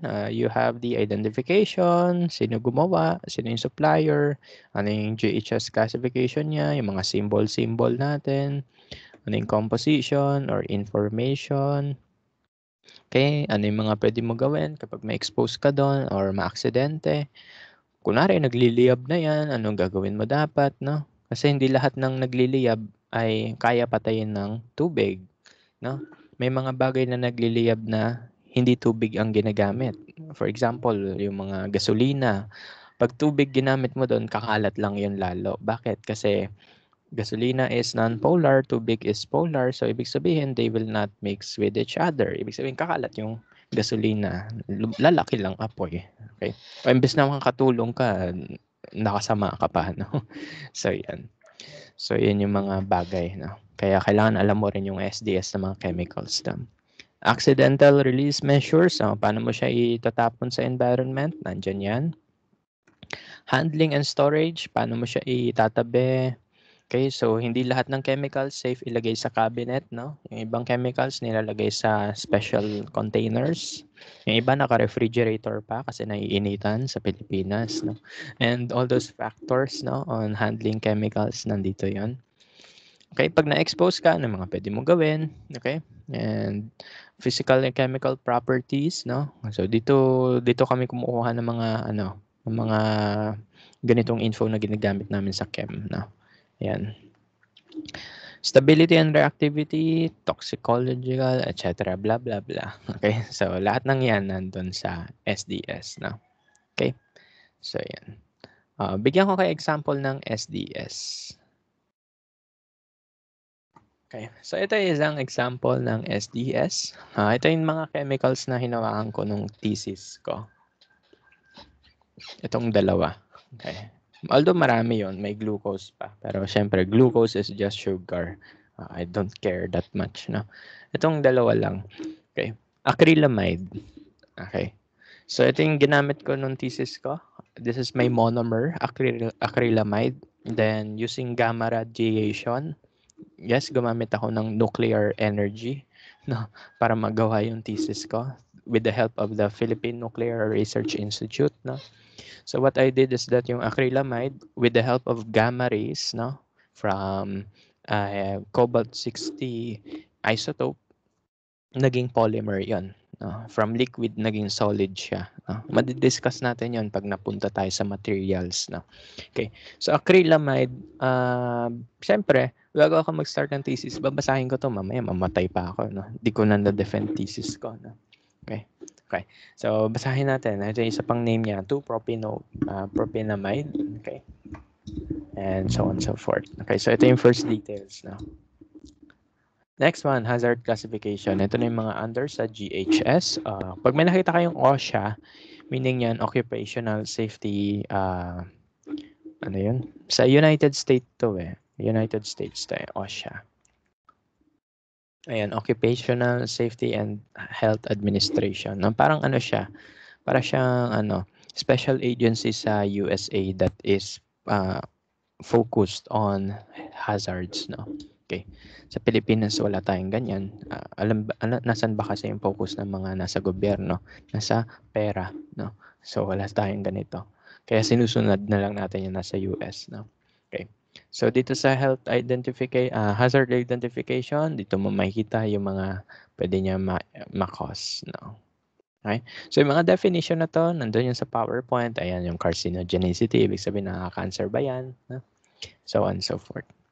Signal word, danger. Okay? It's delikado. Hazard statement. Okay? Toxic if swallowed, harmful if in contact with skin, harmful if inhaled, causes skin irritation, blah, blah, blah. Okay? And then you have the GHS symbols. Ito, ibig sabihin yan, it can cause acute toxicity. Okay? Kasi it may cause cancer. And ito, may tao na may lumalabas ng chakra sa kanya. Ibig sabihin yan, long-term disease yun. Kasi nga, sabi dito, it can cause cancer. It can cause genetic effects. No? Suspected of damaging infertility. No? Nakakabaog na chemical. Ito yung sinasabi ko sa inyo na nakakabaog na chemical na na-encounter ko. Kasi thesis ko to, no choice ako. Okay? So, yan. May cause damage to organs, so on and so forth. No? Okay? So, yan. So, ibig sabihin, nung ako nag-thesis, napaka-delikado ng chemical na hinandle ko. 2018 ako noon na. Pero buhay pa ako ngayon. Pero buhay pa ba ako in the future? I don't know. Kasi I don't know if nagkaroon ako ng contact, no? Hindi ko alam kung may tumalsik na kapiranggot sa akin, pero what I know is that I did my best, no, to protect myself, no? Mamaya discuss natin how to protect yourselves, no, para hindi kayo kabahan sa mga ganito. Okay?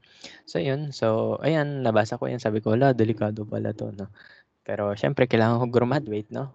Mas delikado yung hindi ka graduate kasi sa kasi sa mamatay na. Ganun kasi yung mantra natin pag college, no? Yung lahat na ginawa mo para lang di bumagsak, no? So ayun, ginawa ko yun nung college ako, no? And nakasurvive ako, no? Okay. So yun. So basta aware ka kung ano yung mga illnesses na pwede niya i-cause, no? Or yung mga hazard na pwede niya i-cause, and alam mo kung how to do precautionary measures, no? You're safe, no? Mabubuhay ka. Okay. So ito yung mga precautionary measures nakalagay dyan, so on and so forth, blah blah blah. Gumamit ng PPE. Ano yung PPE? Yung mga lab gown, no? Yung mga gloves, no? Goggles, no? Face mask, face shield, no? Parang ngayon lang din, no? Nagpi-PPE tayo kasi may virus tayo, no? Meron tayong biological hazard, no? Sa paligid. Okay. So yan, maghuhugas ng kamay, hugas ng muka. Okay? Huwag kumain pag gamitin yung product na to kasi baka mamaya dumidikit na pala yung droplets sa daliri mo. Tapos kumain ka ng fewa o kaya kumain ka ng submarine, no? So yun, hindi humalo pa sa food mo, nakain mo pa. Mas mabilis yan papasok sa katawan mo. Okay? Ibig sabihin, no, mas mabilis ka rin pupunta sa langit, no? Okay. So yun. Kaya important na kapag naglalab tayo, huwag ka kakain sa loob ng lab, no? Sa labas lang pwede. Okay. Use in outdoors, blah, blah, blah. Okay, so lahat yan nakalagay dito. Okay? And ito, first aid measure. O, kunwari na dikit sa mata mo, ito yung gagawin mo. Kunwari na dikit sa balat mo, ito gagawin mo. Pag nalanghap mo, ito gagawin mo. Pag nakain mo, ito gagawin mo. So on, so forth. Okay? So yan. So basically, ang nakalagay sa SDS ay yung hazard niya and yung precautionary measures, no? Ibig sabihin, alam mo na gagawin mo pag mag-handle ka ng chemical, no? Para confident ka, no? Kung sa pag-deal ng chemicals. Firefighting measures, okay? Ibig sabihin, pwede ito sa tubig, no? Yan. Accidental release, paano mo siya itatapon sa paligid? And dyan, nakalagay yan. Handling and storage, paano mo siya itatabi? Okay? So there are chemicals na hindi pwede ilagay sa plastic, mayroong chemicals na hindi pwede ilagay sa glass. Minsan yung ibang chemicals kailangan naka-special bottle pa talaga, no? Okay. So ganun, in order to prevent hazards. Exposure control, okay? So dito mo malalaman ano yung dosage bago ka magkaroon ng lethal dose, no? So ayan, andyan yung lahat. Engineering measures, okay? So paano mo minimize ang hazards, no? Ayan, dito nila sasabihin yun sa engineering measures. Chemical properties, ayan, pwede mo yung gamitin sa data mo. Stability, blah, blah, blah. Okay, so ayan. So, ganun yan. So, ibig sabihin yung thesis ko, gumamit ako ng chemical na nakaka-cancer, nakakabaog, at nakakamatay. Okay, so ayan. Can cause genetic effects, no? So, pag nagka-cancer ako in the future, alam niyo na kung bakit, ha? So, ayan. So, ako kasi ina-anticipate ko na, no? na magkaka-cancer ako. Feeling ko lang. Kaya ang dami kong insurance na kinuha, eh. Okay. Kasi chemicals, no? Look at the chemicals that I dealt with, no? Gagraduate na nga lang, pinahirapan pa sarili, di ba? Okay. Kaya ganun. Okay, so ito naman, this is another chemical that I use, lead acetate. Okay, lead is a heavy metal. So, delikado yan. Basahin natin, you have this person na may lumalabas na kaluluwa sa kanya. Ibig sabihin yan ay long-term illness and delikado siya sa paligid. So, ibig sabihin, huwag mo itatapon sa paligid. Okay? So, ito yung mga health hazard na naman. Hazard statement, may damage fertility, okay, or the unborn child. Ibig sabihin, pag buntis ka, wag mo gamitin to. Wag ka papasok sa lab. No? Okay, ibang trabaho muna gawin mo pag buntis ka, no? Siguro office work muna. Okay, kasi may mga ganong chemist, no? Pag may buntis sa sa isang chem-dep, no? Sa isang research laboratory, hindi muna siya pinapahandle ng chemicals. Mostly paperworks muna siya. Okay, ganun kasi sa amin, no? Okay. So yan. Very toxic to aquatic life. Ibig sabihin nakakamatay sa paligid, no? So ayaw mo naman na yung yung pinakamamahal yung tilapia o kaya yung bangus ay may lead, no? Kasi nakaka-cancer 'yan. No? So yan. Okay. So yan yung mga iba pang details, okay? Ito hindi ako familiar dito sa picture na to. Hindi ko alam 'to. Okay. Dito naman instead of using GHS, ay gumamit siya ng GHS and at the same time gumamit din siya ng Nfpa, no? Okay, so yan yung numbers na interpret na natin to kanina. Mild risk, then walang risk for others. Okay? So andito yung first aid measure pag nadikit sa katawan mo, ano mga gagawin mo. Okay? Nangyari ba to sa akin? Yes. No. Yes, natalsikan ako ng mga chemicals na to. Kaya nga sinasabi ko, pag namatay ako dahil sa cancer in the future, alam niyo na kung bakit, no? Okay. Pero ayun, no, natalsikan ako slightly kasi ganun talaga, no? Ang dami kong ginagawa ng thesis kaya medyo minsan careless tayo. Although minimized yung contact ko dyan, no? Sa fingertips, then winawash ko agad yun ng hand, no? Okay. Yan. So, yan. Kaya lumambot yung kamay ko dati nung thesis ako. Kakahugas ng kamay. Okay. So, yan. So, yan. Okay. So, yan. Basically, kung gusto nyo makahanap niyan, tatype nyo lang ay Google tayo. Kunwari, let's say, asbestos.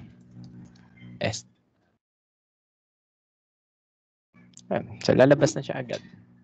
Type mo MSDS o kaya SDS. No? So, yan. Ayan, nandiyan na yung SDS ng asbestos. Okay. Ano yung asbestos? Ito yung chemical na fire retardant pero nagkakos ng disease. No? Okay. So, yan. Dati ginagamit yan sa United States as fire retardant sa bahay. Ibig sabihin, nagpipigil ng apoy sa bahay. Pero since it can cause disease, cancer, pinatigil nila. Okay? So, yan. So, alam na natin kung ano yung mga types ng hazard, how to communicate with other people about the hazard using the GHS and the NFPA's symbols, no? And ngayon naman, let's talk about how to control hazards, no? Paano natin kinokontrol ang hazard? Okay. When controlling hazards, ito yung ating hierarchy. Para siyang Bloom's taxonomy, no? Okay. Pero baliktad lang yung triangle. Okay? So in the hierarchy of control, we have this diagram in which sabi dito, the least effective way to control the hazard is by using PPE alone. Okay? So ibig sabihin yan, yung pagsuot lang ng PPE, hindi siya enough, no, to minimize the hazard. Because there are other things that you have to consider when minimizing hazard, no? Okay? So ang best way to minimize hazard is to eliminate them, no? Yung wag mo na sila gamitin. Pero syempre, di naman pwede yun. Nagte-thesis ka, tapos sabihin mo sa advisor mo, sir, ayoko na mag-thesis kasi sabi dito sa hierarchy of control, eliminate the hazard daw. Ibig sabihin, wag na ako mag-thesis. Okay? So, hindi pwede yun. Hindi kayo graduate na. So, ibig sabihin, hindi natin siya completely may eliminate. Ang pwede natin gawin ay yung mga other controls na. Okay? When you are working in the laboratory, ganito yung gagawin nyo. Kunwari, in the future, no, naging researcher kayo sa Civil Eng, no, makaka-encounter kayo ng chemicals talaga, no. Okay, so you have to know how to control the hazards, no. Okay, so PPE, ito yung mga protective equipment natin such as the face shield, face mask, no, eye goggles, lab gown, closed shoes, no. Yon. So yun yung mga PPE. Pero again, may better way to control the hazard. Administrative control, ibig sabihin nito yung work ethics natin. Paano nagagawa tong administrative control? By attending seminar and training, no? Pag trained ang personnel, ibig sabihin nun ay ano? Pag trained ang personnel, ibig sabihin nun ay mas mababawasan yung hazard. Mas mababawasan yung risk, no? Andun pa rin yung hazard pero mababawasan yung risk, no? Okay? Kasi mas maalam na yung tao, no? Okay? So kaya nga, for example, hindi ako namatay kasi alam ko gagawin ko. Okay? So yun yung administrative control. You attend trainings, webinars, no, seminars, no. Okay? Para alam mo kung ano gagawin mo. Engineering control, ito yung mga environmental factors na pwede mo gawin, no? Para maging safe ang environment mo. Okay? Okay, so ano yun? Kunwari, you design a laboratory that is equipped with good materials. So, kunwari, sa part ng laboratory na to, may shower. Para, kunwari, natalsikan ka ng chemical, pwede ka mag-shower doon, no? Dito sa part ng laboratory, may eye wash, no? Kunwari, natalsikan ka sa mata, punta ka agad doon, no? So, yun yung engineering controls. It has something to do with the workplace design, no? Okay. And kunwari, may biological hazard, no? You are dealing with nuclear materials, no? Kunwari, sa Fukushima. Okay? Na-expose sila sa nuclear radiation. Kailangan meron silang lalagyan, no? May isolation wards sila. Ganun din naman sa pandemic, no? May engineering controls din tayo. For example, anong ginagawa natin dito? Nagkukulong sa kwarto. Ayun, engineering control 'yon. Okay? So medyo effective 'yon. Okay? To minimize the hazard, no? To minimize the risks pala, sorry. Okay. Next one is the substitution, no? If pwede ka naman kasi magpalit ng chemical, then why not, no? Palitan mo chemical mo. Okay? And then lastly is to eliminate the hazard, no? Kung hindi mo na gagamitin yung chemicals na 'yon and pwede mo na siya itapon, no? Of course, you still have to follow the DENR protocols and the PIDEA protocols when discarding chemicals, no? In accordance to RA 6969 and other environmental laws in effect in this country. Okay? So yun yung hierarchy of control. Again, it is best if we eliminate the chemicals. However, again, sabi ko nga sa inyo, hindi pwede yun. No? Hindi pwede yun kasi wala kang gagawin, no? Tapos sumasweldo ka, hindi pwede yun. Kailangan mag-work ka pa rin with those chemicals. However, make sure that trained ka, okay? Trained ka, ito 'yon. And your paligid is good enough, no? Maganda yung workspace mo sa lab, okay? And yan. So yan yung mga yan, okay? Hopefully clear tayo dito, ha. Again, lowest way of controlling the hazard is this, yung PPE. Better ways for you to be trained, for you to have a good workplace. If you can replace the chemicals, do it, no? And lastly, if the chemicals can be eliminated from your procedure, eliminate it. Okay?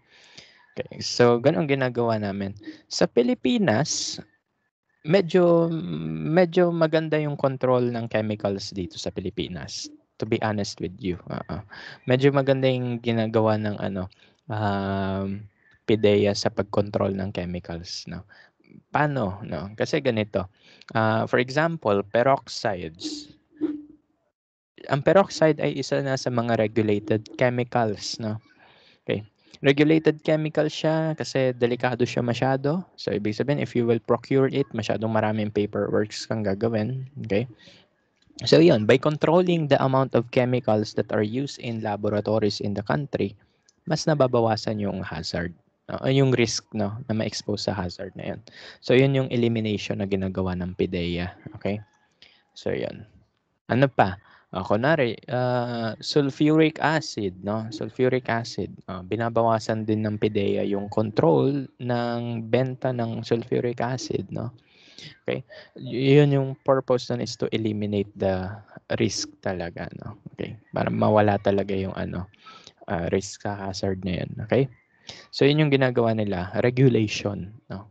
That's the best way to minimize the risk, no? Okay.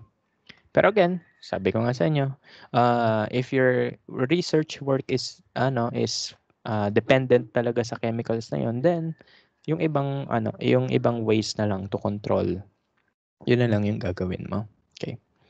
So yan. Okay.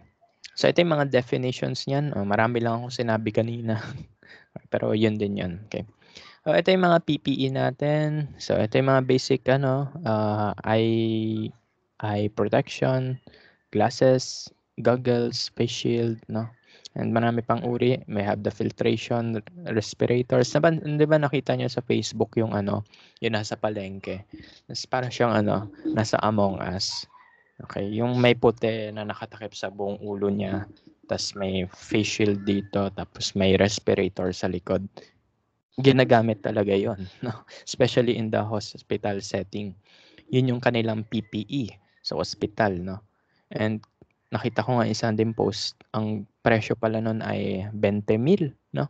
So ganun sila ka-rich, no? Flex lang nila. Pero yun yung best way, no? Yun yung isa sa mga magagandang PPE sa paligid eh. Kasi may may pang filter, may HEPA filter yon para yung mga bacteria, mga pathogen mamatay, viruses mamatay, no? And at the same time yung mga chemicals sa hangin ma-filter out, no? So yun. So safe na safe sila dun sa loob nun. Okay. Sana nga ganun din yung mga tao sa ospital natin, no? Kasi kung mapapansin niyo yung mga doktor natin, mga nurse, no, mga medtech, no, mga naglilinis ng hospital, naka-face mask lang sila. Okay. So masyadong mababa yung yung protection na yon compared to those filtration respirators, no. So sayang, no. Sayang. Alam niyo naman kung saan napupunta yung budget natin, nasa Dolomite, no. Nagtambak na naman sila kahapon. Anyway, so hand and arm protection, gloves, no.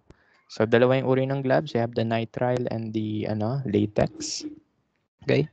So depende yan kung ano gusto mong gamitan, latex o nitrile, no? Ako I prefer nitrile, although yun, mas maganda daw latex, sabi nila. Pero okay lang naman, basta may protection ka sa kamay. Foot and leg protection, ano yan? Magpantalon ka lang. Yun.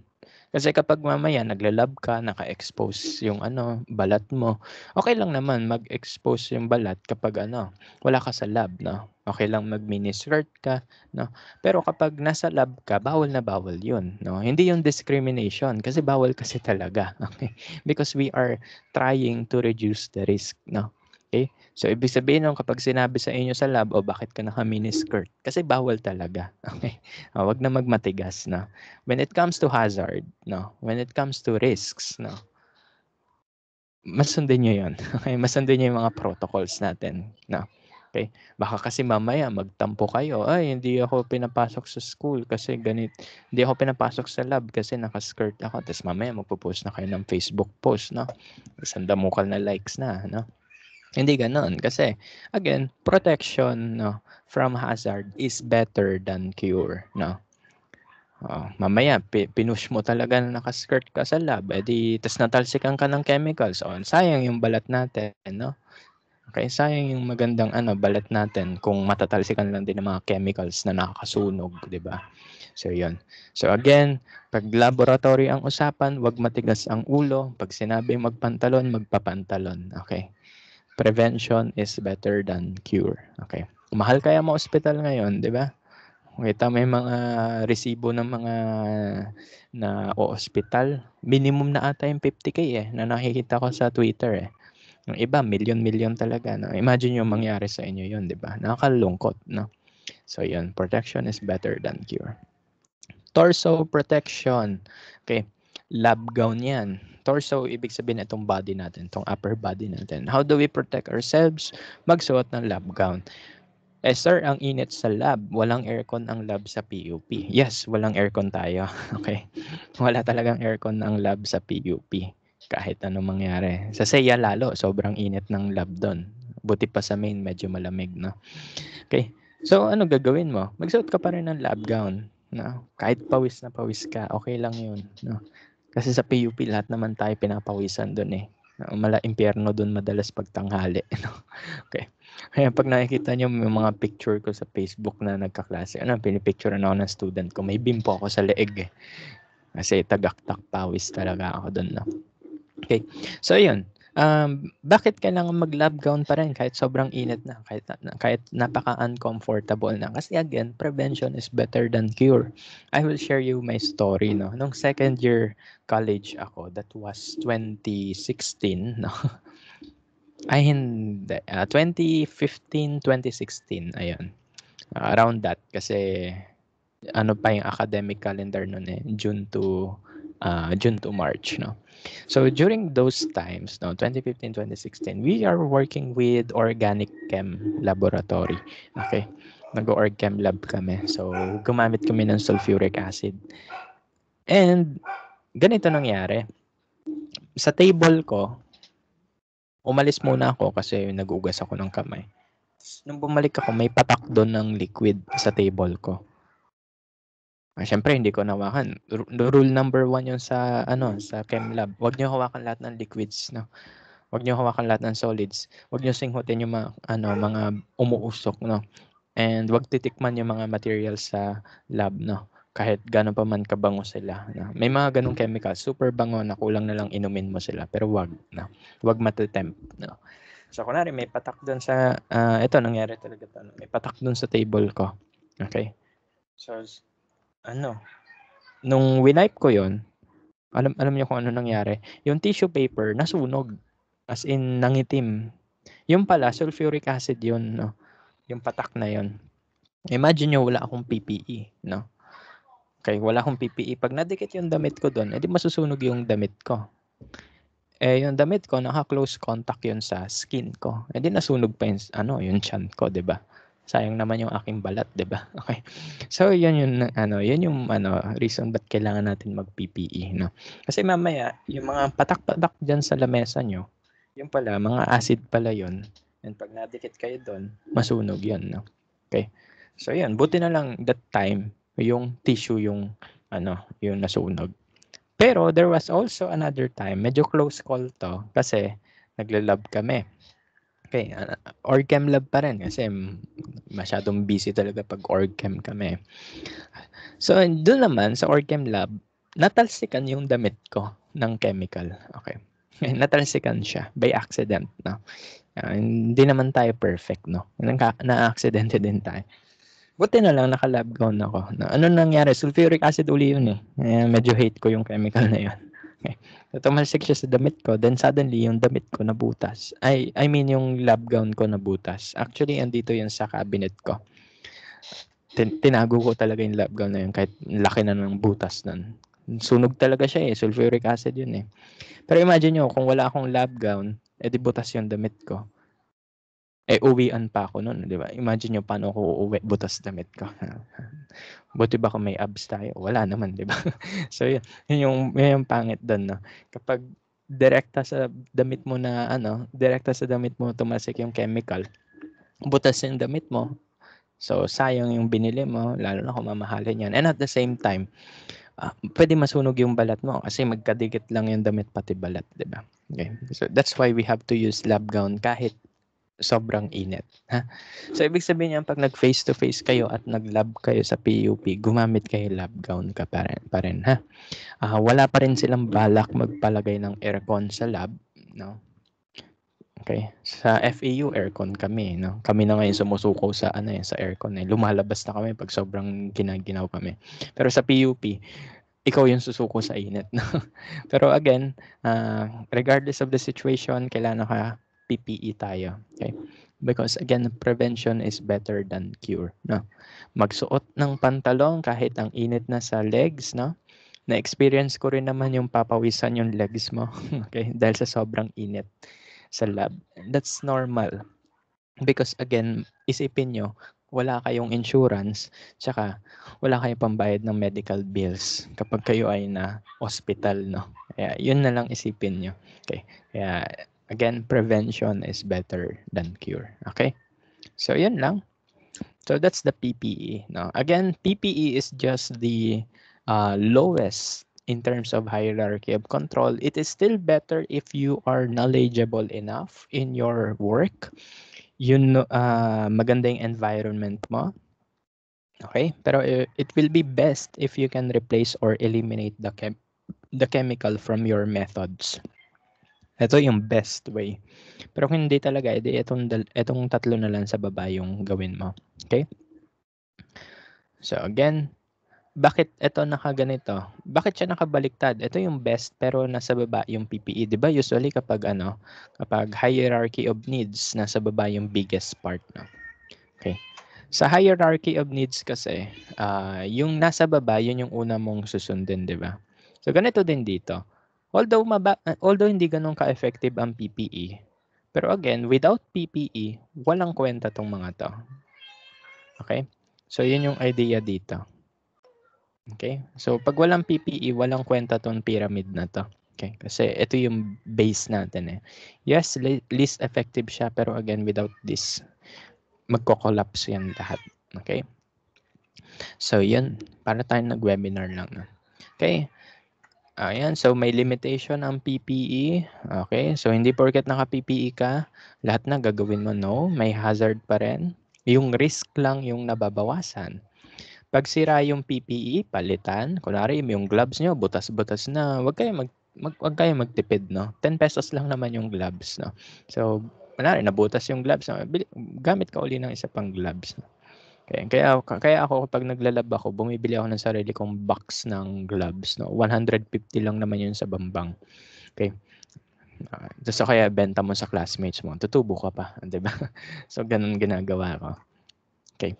Improper wearing of PPE, mamaya naka-lab gown ka, tapos nakabukas naman yung niya, yung buttons, no? Wala din. Okay? Okay. O kaya kunwari hindi ka nakasapatos, no? Naka sandals sa school. O matalsikan yung paa mo, sayang, 'di ba? Okay.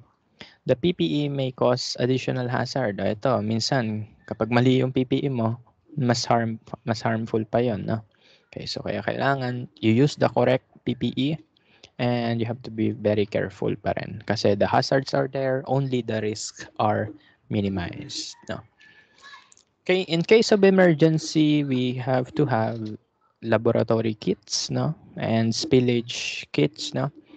Sadly, wala na ito sa PUP. Yung first aid kit doon, alam nyo kung ano laman, bulak. Pati, bulak lang. Yung medyo nakakalungkot sa PUP, no? Wala talagang fund doon. Pero yun na nga, hopefully, umayos yung lab, no? Kasi this is a big requirement talaga. Sa FEU, ang labs namin ay punong-puno yung lab kit parate. No? May oxygen tank pa nga dun eh, nakakatuwa. Okay. So just in case may student ka na carbon monoxide poisoning, pwede mo i-oxygen mask siya. Okay. In case of spillage, ito sa feeling ko sa ibang bansa lang madalas to eh, no. Sa Pilipinas wala akong nakikitang ganito. Kunwari may natapong chemical, yan yung parang blanket na ipapatong mo. Okay? Pero sa Pilipinas, tipid-tipid, tissue lang. Okay? So puro tissue lang gamit namin diyan. Pero again, may appropriate materials for that. Pero syempre, Pilipino tayo, lahat ng tipid gagawin natin, no? So yan. Number 3, ito yung eye wash na sinasabi ko, ito yung shower. Yes, kung kailangan maliligo ka talaga sa lab. Especially kapag natalsikan ka ng maraming chemicals. Nabuhos sa'yo yung isang beaker ng chemical, maliligo ka talaga dapat sa lab. May ganyan ba sa PUP? Yes, meron sa main. Merong ganito, pero hulaan nyo, wala siyang drainage. Wala siyang drainage. Ibig sabihin, yung tubig doon kakalat lang sa sahig sa lab. No? So, hindi pa nila naayos yan eh. Pero at least meron silang ganito. Kasi minimum requirement to. Sa FEU, may parang ganito talaga. May ganito talaga, tas naka-shower type siya. Alam mo yung may, di ba yung sa CR? Yung ibang CR, yung may paangat onti sa sahig. No? Para enclose yung liquid doon. So, yan. Para ka talaga nag-shower doon sa FEU. Tas nakasalamin pa, no? Kita mo pa yung paligid, no? Okay.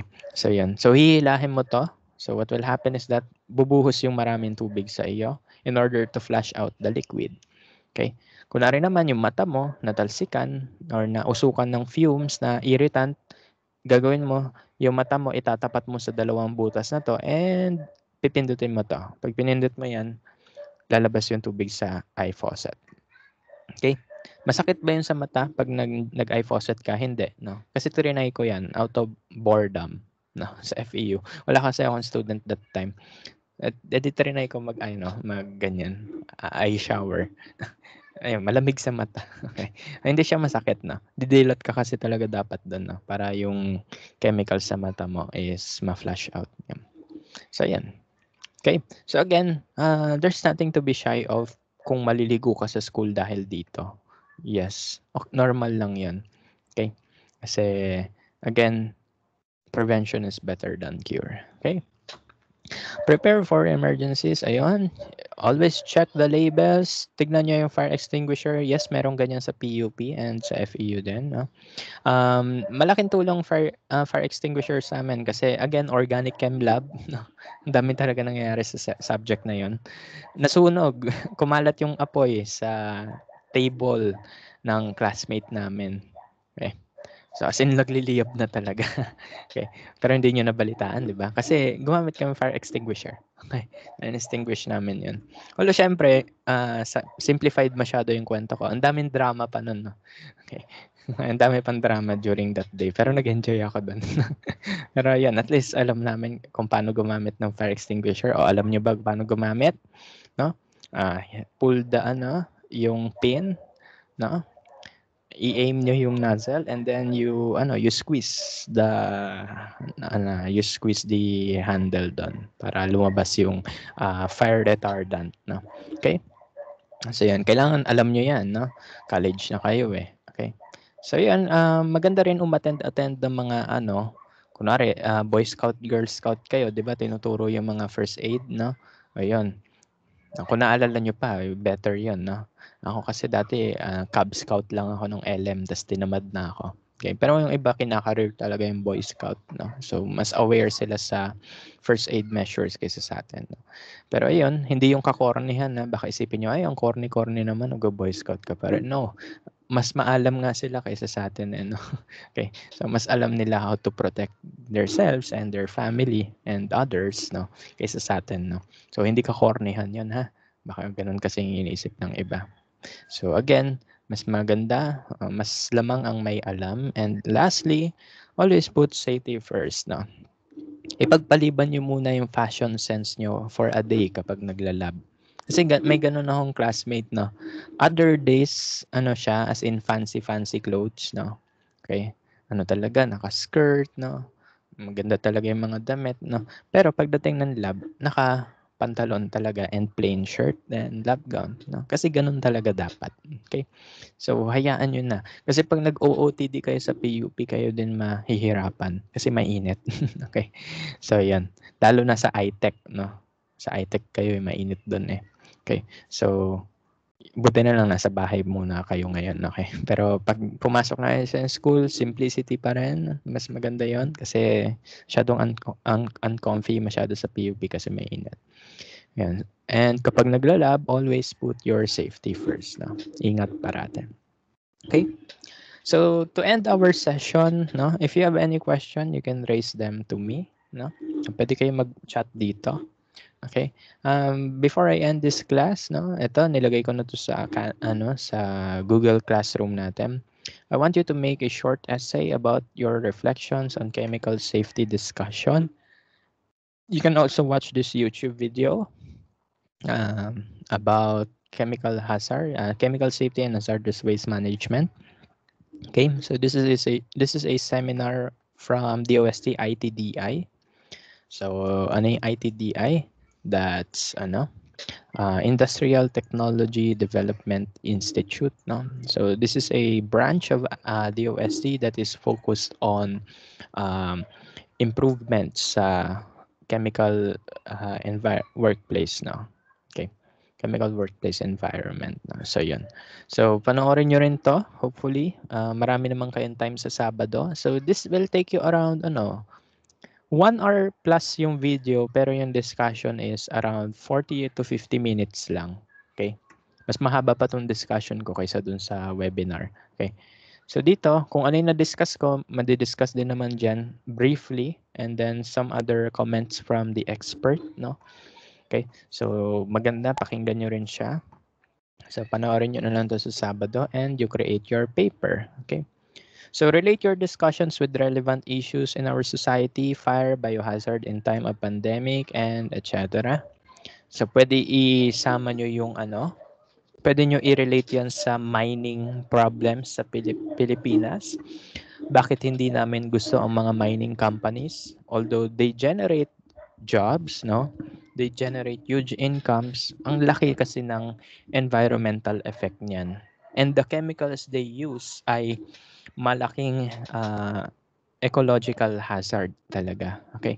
So if you want to investigate on that for your essay, please do, no. Maraming post ang DENR about that, and other uh, non-government organization posts sa FB na against sa mining. So alamin niyo kung bakit sila against sa mining. Ang sagot is mas delikado kasi yung ginagawa nila kaysa sa ibang uri ng trabaho. Okay. So ayan, pwede niyo rin siya i-relate sa nuclear event, no? Yung Fukushima, maglalabas siya ng nuclear wastewater. Wastewater, ha, yung tubig na may contamination ng nuclear energy sa dagat, no? So yan, magtatapon sila nun sa dagat. And bakit sabi ng scientist, there's nothing to worry about that, no? So ayan, kasi wala naman talaga dapat ikaw worry. Basahin niyo na lang kung bakit. Okay? So if you want to involve those topics in your essay, please do. Pero again, make sure that the essay is one page only.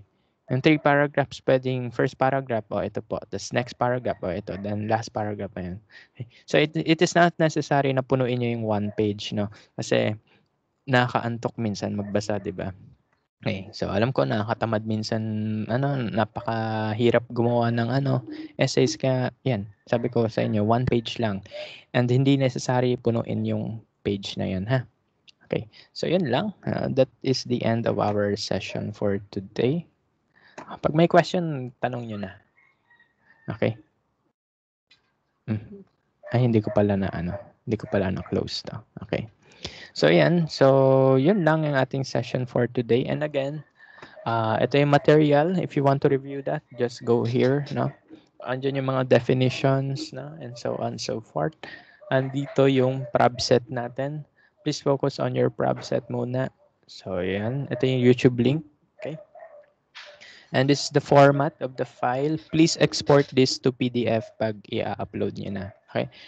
Okay, so yan, palitan nyo yung name, student number, program nyo, lagay nyo DCVET 11. Atong taas, nakaganyan talaga yan.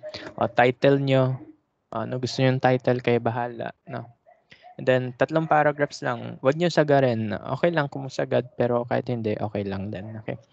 Baka mamaya kasi mahirapan kayo lalo. And make sure na grammatically correct yung ating sentences dito. Okay? Kasi baka mamaya masakit sa ulo. College na tayo, kaya kailangan maganda yung ating grammar. Okay? So anong language po? Ideally, English, pero kung gusto niyo Tagalog, okay lang din. Okay? So wala tayong discrimination sa Tagalog at English. Okay? So, kung saan nyo ma-express ang sarili nyo, pwede kayo mag-Tagalog, sige lang. Okay? Pero wag naman yung yung mga super malalim na Tagalog. Mamaya, hindi na ako aware sa Tagalog na yan. No? Nag-enjoy kayo sa mga Tagalog essays nyo last time. Tapos mamaya, hindi ko alam yung mga meaning nun. No? Kasi mga light words lang, ha? Okay. So, yun. So, again, pwede Tagalog, pwede English, basta i-PDF nyo. Okay? Para madali ko ma-view. Upload nyo na lang siya dito. And may quiz po ba sa chapter na to?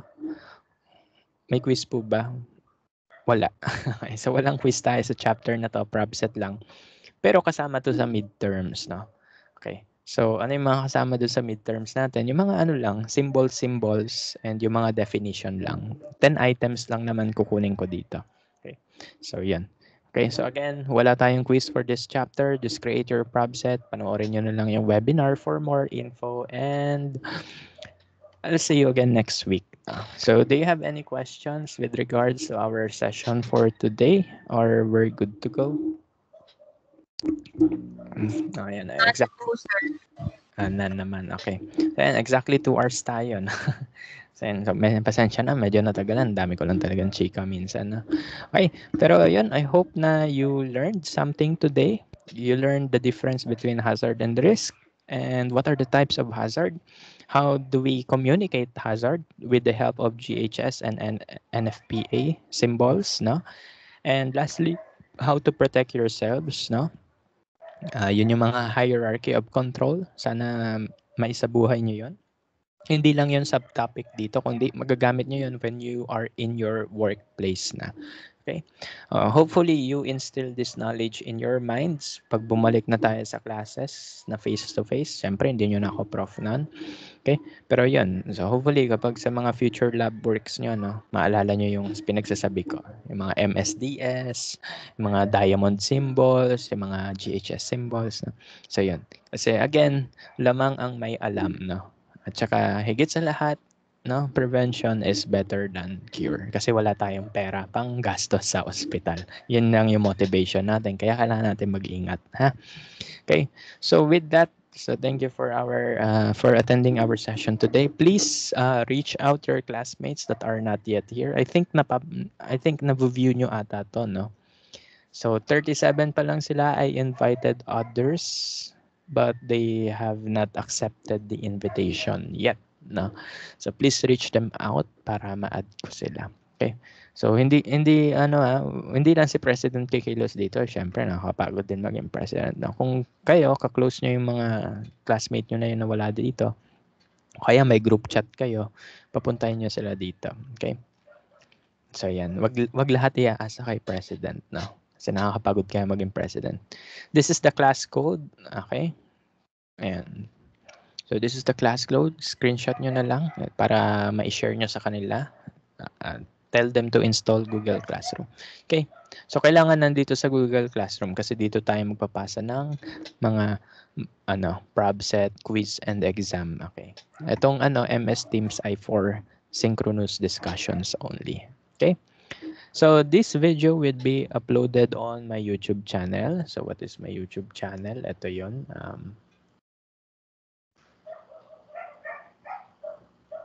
Okay. So this is my YouTube channel, JKemi.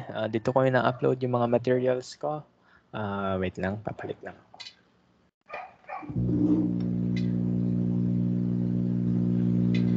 Okay, so this is JKemi.